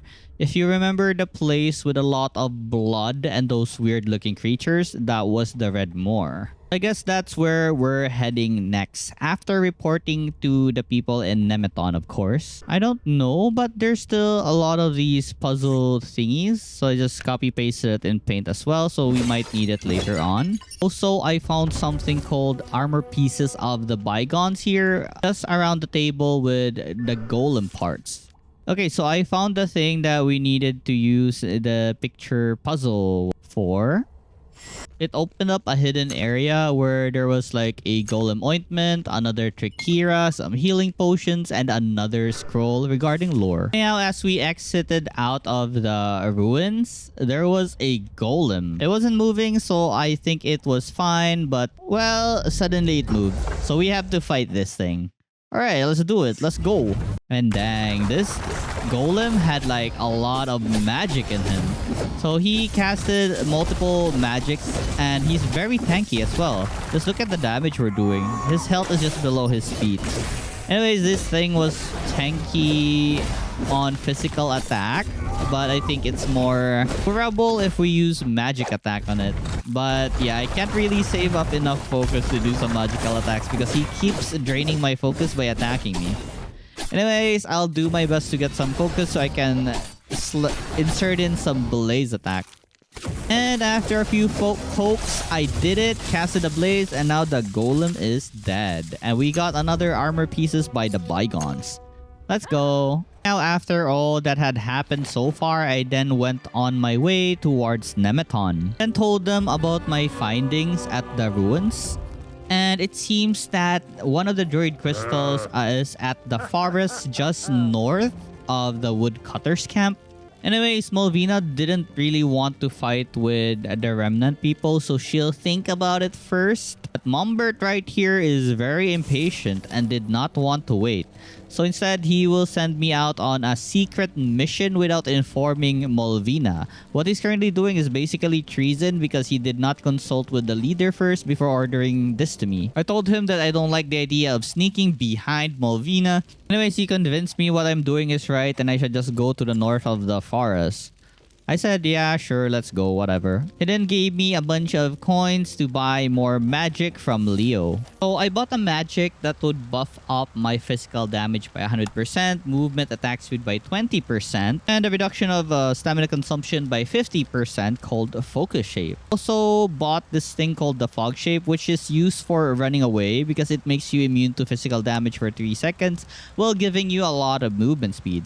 And lastly, a Fairy Shout, a lower cost focus ability that is magic. There was something weird I stumbled upon Nemeton.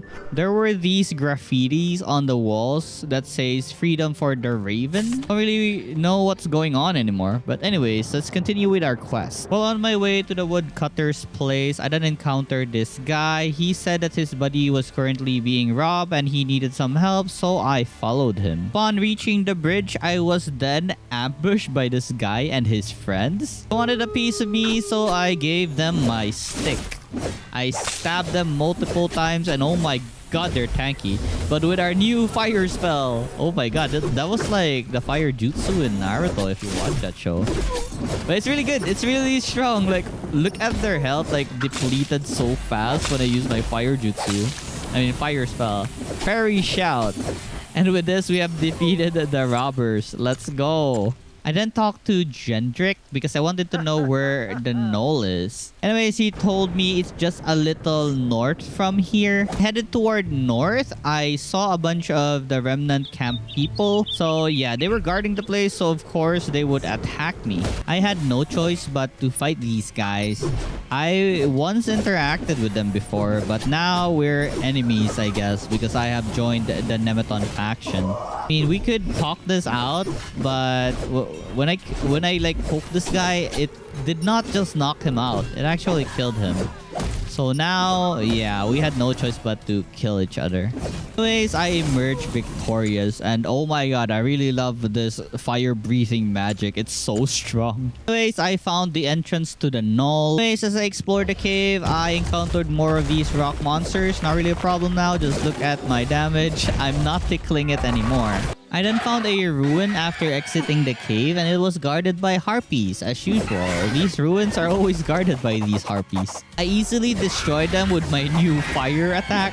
So oh my god, that fire magic is really just amazing. Anyhow, as I explored more, I found another cave. Inside were a bunch of bygones defending something. So alright, let's go, let's fight. You guys are no match for my fire skill. I swear, I wish I could have combined the Mandragora with the...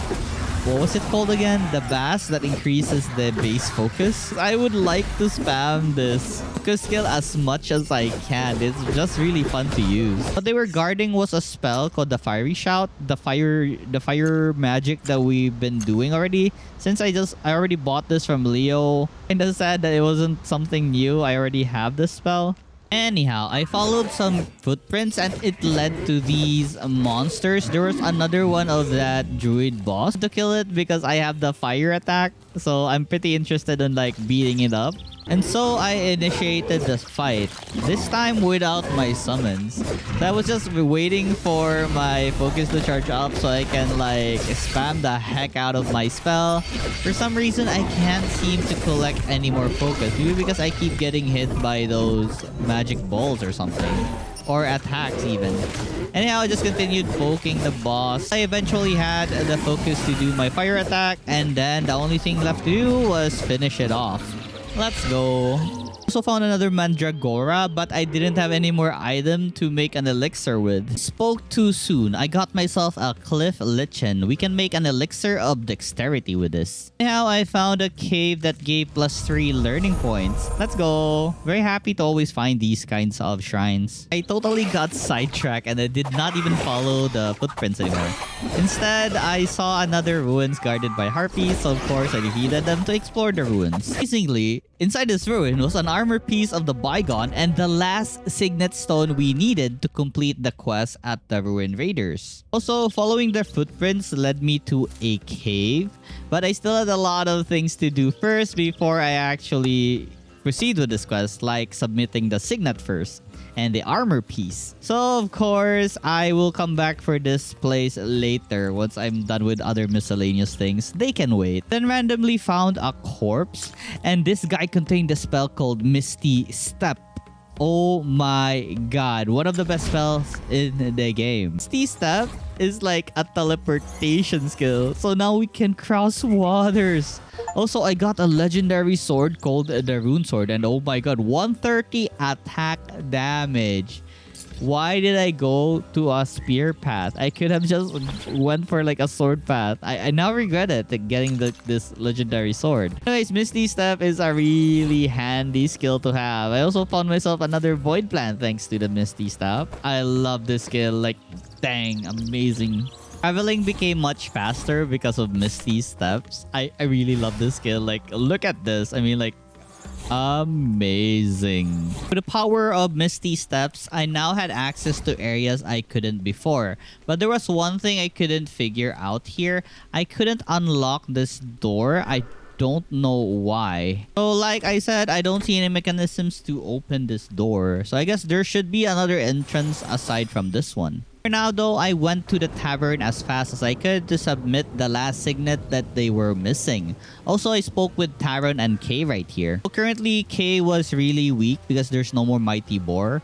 So I gave him my Spark and now he's slowly regenerating all his lost health. I'm just glad to see this little guy being happy. Continuing on, I then gave Eid the last relic that he needed. So he was very happy for this news. He then gave me an inactive seal of Drevanius. Using all the signets that we've discovered so far, he made this seal. Also, by submitting the last piece, we can now purchase legendary grade items from Eid. I don't know where he found them, but we now have access to these legendary weapons. It costs a lot of gold, but I have a lot of items that I can sell, so I can afford these. Of course, wanted the spear and the shield, so I sold a bunch of goodies. I'm hoping to reach like 8,200 gold. Currently, I only have like 3,400 gold, so I need to sell about more than, I believe, 5,000 golds worth. After buying the spear and the shield, I then went on my way to Nemeton. I wanted to visit the blacksmith as she would like to see the armor pieces of the bygones. I then showed Chunaik the armor pieces, and she said she could craft me an armor using 3 of the pieces. So I asked her to give me the one that offers the maximum amount of protection. And the result was this rune ornament of the bygones. The amount of armor this thing had compared to my previous armor was like twice, or I think just 80%, but still, it's so much armor. And look, I look cool. I just need a new helmet or something. So I went for a look where I did not use any helmet because I think my black hair matches well with my entire black armor set. Anyhow, I continued looking for some shrines so I can activate them. So for this one, this was the Shrine of Vorago. This one mentions shells, so I assume it's gonna be seashells or clams. So I inserted a clam and it had activated, giving me +1 mind. Continued going to locations with a shrine because I wanted to activate them all. Also, just look at the damage on this legendary spear and my armor as well. Can't do anything to me anymore. Oh my god. Anyhow, I visited all the shrine locations, marked them if they're already activated, and continued to move on to the next shrines. Also, now that we have a new shield, new spear, and new armor, plus our magic spell, I then challenged the remnant camp's people who tried to kill us before, who actually succeeded though. Anyways, all I need to do here is gather enough focus and breathe fire into their faces, and oh my god, this is so doable now compared to before. I'm doing so much damage and I have so much defense. They can't do anything to me. This is a one-sided massacre. They're no match at all. Just look at them struggle as I cast my magic on their face. Anyways, after poking and doing a bunch of magic, I have defeated them all. Fireball! Actually, it was a fire breath, but whatever. Anyways, it seems the way to one of the shrines was closed at the moment. I tried my best looking for a way inside that place, but every area was a block and I just can't proceed further. It honestly ate up so much of my time just looking for a way to get inside this so I can go to the shrine, but I could really never find an entrance. I did find the spider boss that ran away from us last time. Now he was only at half health. So with my fire skill, I easily took its life. I also met Bertine at this dead forest, the one who wanted revenge from the spider.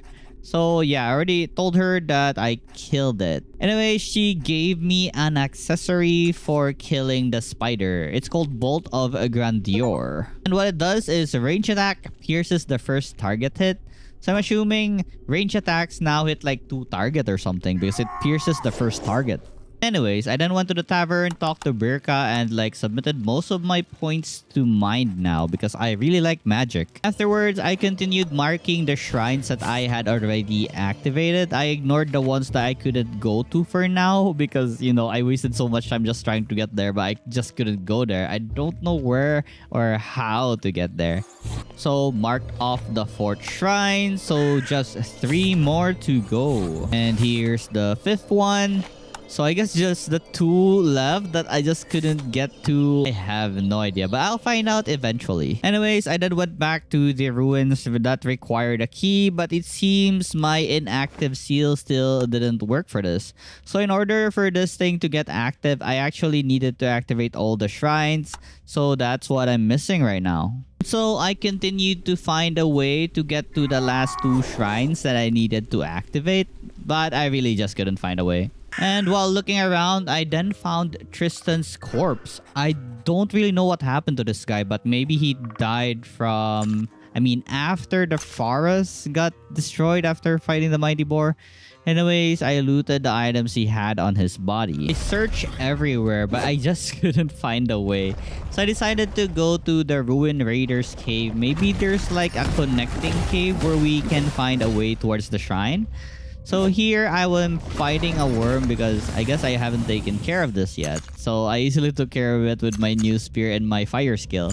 I then stumbled upon this really unique place just on the Remnants camp, the lower quarry. Let's call it the lower quarry because it's like the lower part of the Remnants camp. As I entered the area, I can see a lot of bygones just sleeping around the area. I'm not sure if they're dead or sleeping. Anyways, I picked up a bunch of random things, and this vortex mask looks like a Toby mask in Naruto, so I immediately wore it. The moment I tried to leave though, the bygones suddenly woke up from their slumber, I guess. I tried to escape, but the door closed. So I guess we have no choice but to fight these guys. Honestly, it was very chaotic because it's not only these 3, but the moment I killed some of the bygones, the golems woke up. So now I had to fight both of these golems and also some of the bygones that were sleeping. They're slowly waking up one by one, so I need to really take care of the golems before everyone decides to like wake up and fight me. Thank God we have our fire breathing skill, or else we would have taken forever to defeat most of these guys. I defeated one of the golem, but holy heck, a lot of the bygones have waken up at this point. If I get rooted like this, my only way of escape is to use the magic spell that will let me like teleport away from them, and I can just try to heal up to full health so I can try and fighting them again in bulk. Anyways, the best way I can deal with them is like to gather enough focus so that I could use my fire breath attack and dealing a lot of damage to the mobs. After a couple more struggles, we have defeated the 2nd golem, but there were still a lot of bygones left. Honestly, the more I killed, the more wakes up. It was a crazy situation, but it was very fun to experience all this chaos in this game. After I defeated them all, I then came out victorious with the Vortex Mask, or the Toby Mask. I then finally gave up on the shrine. It seems like if you're on chapter 4, you won't be able to proceed to that area. So I was wasting my time all along. So it was time to continue with our main quest. And went inside the cave that we didn't go to last time. Now, after exiting that cave, I then found an entrance to a temple looking like gate thingy. Guys, this place was huge and also crawling with spiders. Like, whoa. Anyways, as I progressed the area, I then see a bunch of these puzzle-like things. So I, of course, placed them on my paint. Then there's this thing. I don't really understand what this is. But yeah, it looks pretty mysterious. Continue taking screenshots of the random puzzle-like pictures that I see in the ground. This is probably a clue somehow. I tried drawing it, but to no avail, I could not unlock this door. For now, I decided to continue exploring the cave as I have no idea how to solve the puzzle. Sometimes these spiders ambush me, but well, I have my legendary shield and armor, but they can't really do anything to me, even if they ambush me. Anyhow, I then found a note of the crystal thief. So he's the one who got the druid crystal, I guess. And now it seems like he will be diving deeper. So, okay, so we need to look deeper. Then stumbled upon a room where there were so many spiders. I actually gathered them in one spot so I can burn them in one go with my fire skill. It's so satisfying to watch they all die in one go with my burn skill. I eventually realized that the picture on the ground may need to be combined because as I look at the picture, it does looks like that it will form a picture once I combine them all. And that's what I did, and it worked out. So the drawing was a spider. Oh my god. Anyhow, as I entered the room, I then learned a new skill called root circle. Let's go. Anyhow, this place was pretty mysterious. It had like this flowers that make me so dizzy and confused. I didn't really know how to proceed further, so I just stand on the flowers and wait for it to do some magic or something. Since I couldn't really find a solution there, I continued venturing on the spider caves and I found yet another area that was blocked by spider webs, so I guess I'm going on the right direction. Eventually stumbled upon the spider boss of the cave, so I immediately engaged in combat. It wasn't as deadly as I thought, probably because I have a legendary set. Still though, there are a lot of spiders which I easily cleared off with my fire skill. Anyhow, after a few more pokes, I have defeated the spider boss. It summoned a lot more spiders, but no problem at all. I easily took care of every hostile spider that tried to kill me. There was a dead body webbed in the wall, so I searched up the corpse and I got myself a legendary dagger. Then skedaddled out of the cave and then went exploring and found a cave which can only be accessed by misty steps. I'm assuming there's something here because it's heavily guarded with magic missiles and such, and I needed to do a couple of misty steps in order to reach like the goal of this place. After reaching the goal, I then found myself a fragment of an emblem.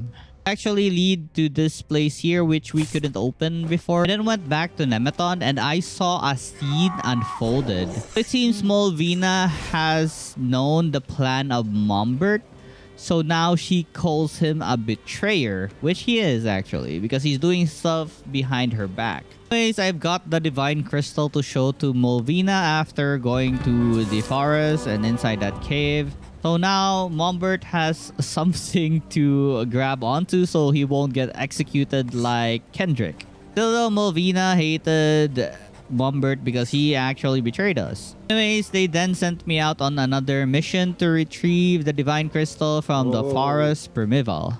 My recent adventures, I actually amassed a lot of points.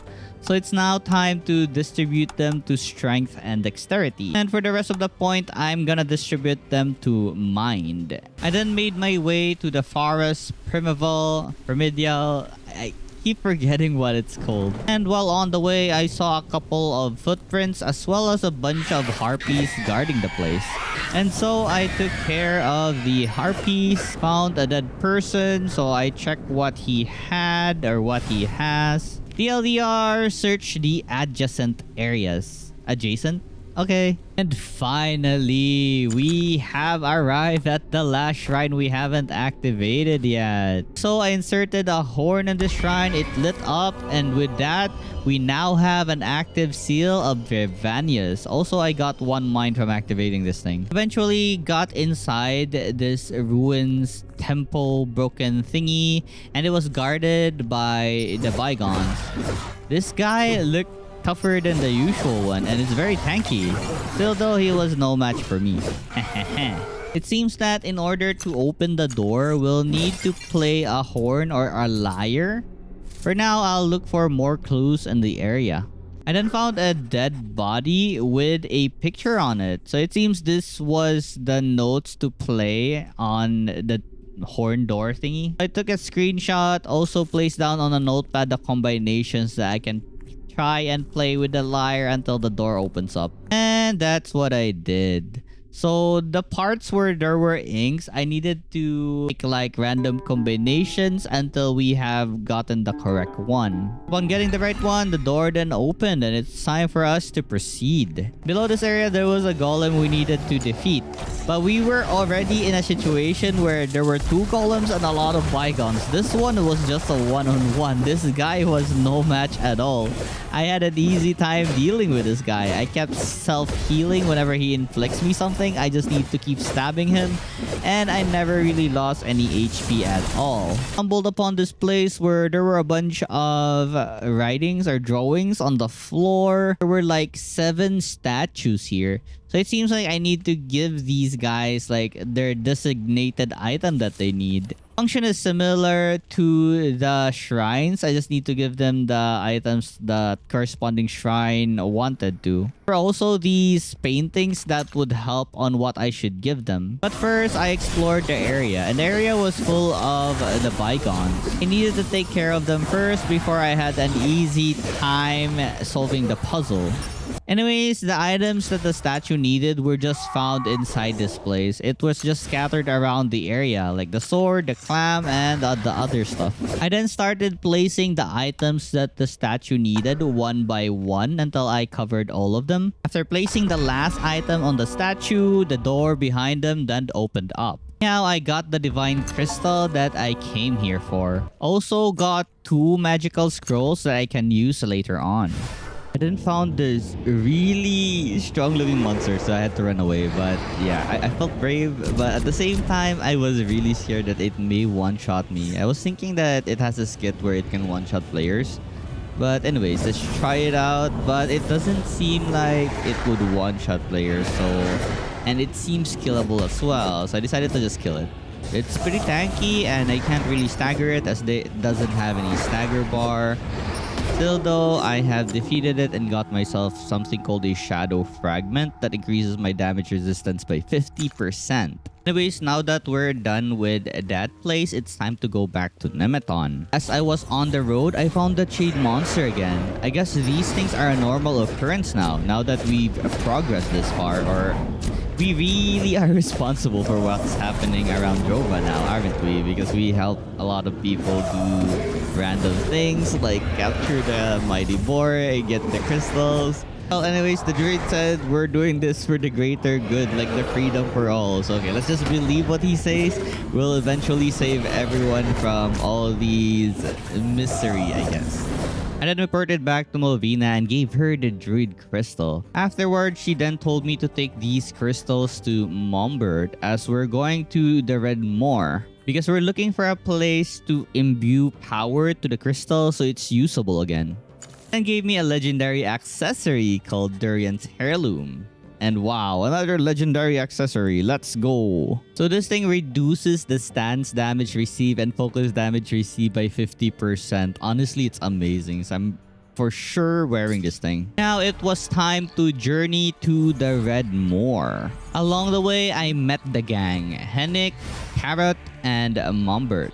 As Mombert tried to use his druid powers to feel the presence, I guess, he got attacked mentally, I believe.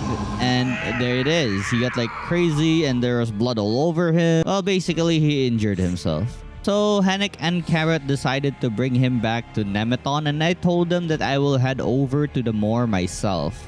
And so let the chaos begin as I destroyed a lot of these red-like creatures. Anyhow, I went back to that mysterious place and it seems this was the charging station for the druid crystals. So I inserted the 3 crystals and all we need to figure out now is how to charge them. Took me a while to figure out, but there's actually like a drainage system on the ground. So I followed it wherever the source was. And I found this huge structure thingy. And in order to charge this up, I need to kill more of the creatures and it will slowly charge up. These creatures will continue to spawn until I have fully charged up the structure, I believe. Or I think they just continuously spawn to kill me or something.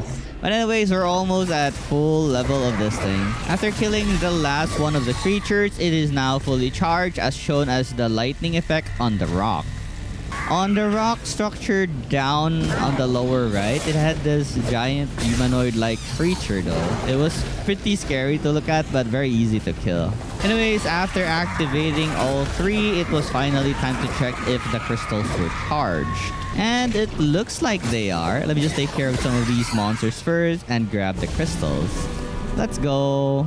And gave the charged crystals to Movina, and everyone was equally shocked that I already charged the crystal alone. No way, you made it out alive? First the magic aura, and now you survived the red moor. Anyways, now that we have the crystal, we can now power up this teleportation circle so we can go to the red tower. Everyone readied up for the teleportation. Draw your weapons and get ready. And as we arrived, there were the bygones guarding the place. We actually immediately entered battle the moment we arrived at this place.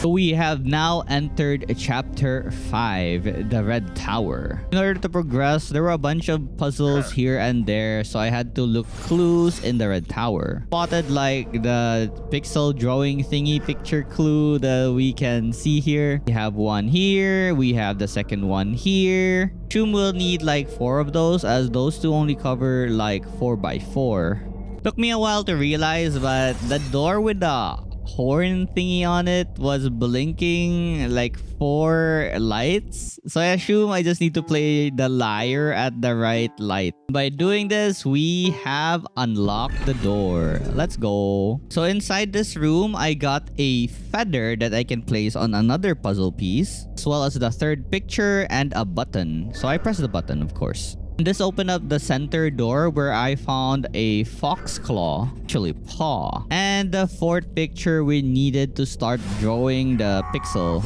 And so I combined every picture, and this is what we got. And we have unlocked the door. And I got the antlers here. And a chest full of potions. I then placed the 3 pieces of items that we recently got on their respective altars, and the gate opened. We went inside. What greeted us was a group of bygones and a golem. Nothing new. The same usual enemies are already beaten alone, so these guys weren't a problem. But I do need to make sure that everyone on the team lives, because this other guy was dying already. I'll need to tank the golem myself, or else everyone will suffer. And yeah, we have defeated all the bygones. Can now proceed to the next area. A red wall was actually blocking the way, but we have Mombert right here who can take care of this. And with his expertise, the red wall that blocks us is now gone. Next room was like a puzzle of some sort, with a lot of bygones like hindering us from solving it. So there were a lot of these black crystals, so I assume I need to activate all of them in order to proceed. So that's what I did as I fought the bygones. So these guys actually kept resurrecting. That's the, I guess that's the kit for this stage. So in order for them to stop, I probably need to activate all the red crystals, and they will stop reviving. So once I activated all the red crystals, I think now they will perma-die as we kill them. And yes, I was correct. They did die after all the crystals were lighted up. On the next area was a giant magical circle with energy coursing through it. What surprised us here were the remnants managed to come here. So I guess we won't be able to avoid conflict. So instead of spilling everyone's blood, the leader themselves decided to go on a one-on-one fight. As the fight went on, I noticed that the glow on the ground was slowly starting to fade.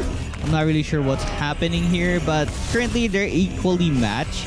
But I guess Molvina noticed the ground hasn't been lighting up anymore, so she stopped attacking. But this was the time the leader of the remnants finished her off, and now she's gone. And now I decided to step up and fight Jiro. I think either this guy had the power of the divinities, or this guy is being controlled by the divinities. Anyways, this is going to be a tough fight, as he has a lot of magic coursing through him. This magic missile actually penetrated my armor. I mean, it is just armor, not magic armor. But still though, all his damage is pretty high. But worry not, I have like 37 pieces of healing potions. I don't think I'll be dying anytime soon. I can just chug this drink. So the fires on the floors are really annoying. Also this homing ball thingy, I needed to like avoid everything as I tried to like hit Jiro with what I had, like my spear and my fire attack as well. Overall, this was a pretty annoying fight because Jiro has like so many tricks up his sleeves. I almost died again, but chugging the potions, I'm safe. I eventually defeated Jiro, and I guess I am now the strongest among these batch of people. Anyways, now that I am victorious and I have defeated the leader of the remnant, they decided to follow me. So I chose to work together with the remaining remnants so we can proceed in this tower. And finally, we have reached the top of the tower where 3 of the spirits were sealed, I guess. So we have the spirit of the raven, the spirit of the deer, and the fox, I guess, because those are the fragments we got on the very first floor of this place. Also, it seems that the black fog is hurriedly trying to engulf the entire Drova place. I think it's because the fight previously, the Jiro drained like most of the power of the circle, and now the fog is trying to eat everything up.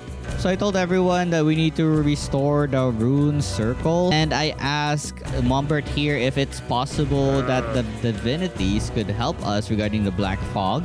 So since we really have no choice on this matter, we have to free the divinities out of their prison. And after we have freed the divinities, I gained like 3 Steam achievements for this. Anyways, the divinities rose above the red tower. The divinities fly above Drova, and they drove back the death fog, but at their wake they leave destruction, fire, death. The people in all Drova are overcome with helplessness. We gave up our rune magic, and the ashes of our world spread before us. We cannot defy the divinities anymore because we don't have rune magic, and the future appears to be uncertain. But then the fog disappears on the horizon, and the lands we have never seen before emerges. We must learn from our mistakes and try to build a common future with the divinities. So I assume I got the bad ending here. I totally forgot about the seal of Drevanius and that sealed door which we needed to open with a seal. So I guess if we went there, we should have known like a solution to this place. Anyhow, I can't load my save file beyond like chapter 5, so I can't really go back to where that Gervanius layer is. And thank you guys for watching. Hope you enjoyed my 200 days in Drova. Don't forget to click that like and subscribe button. Sadly, we did not get the good ending. Alright, bye now. Thank you guys.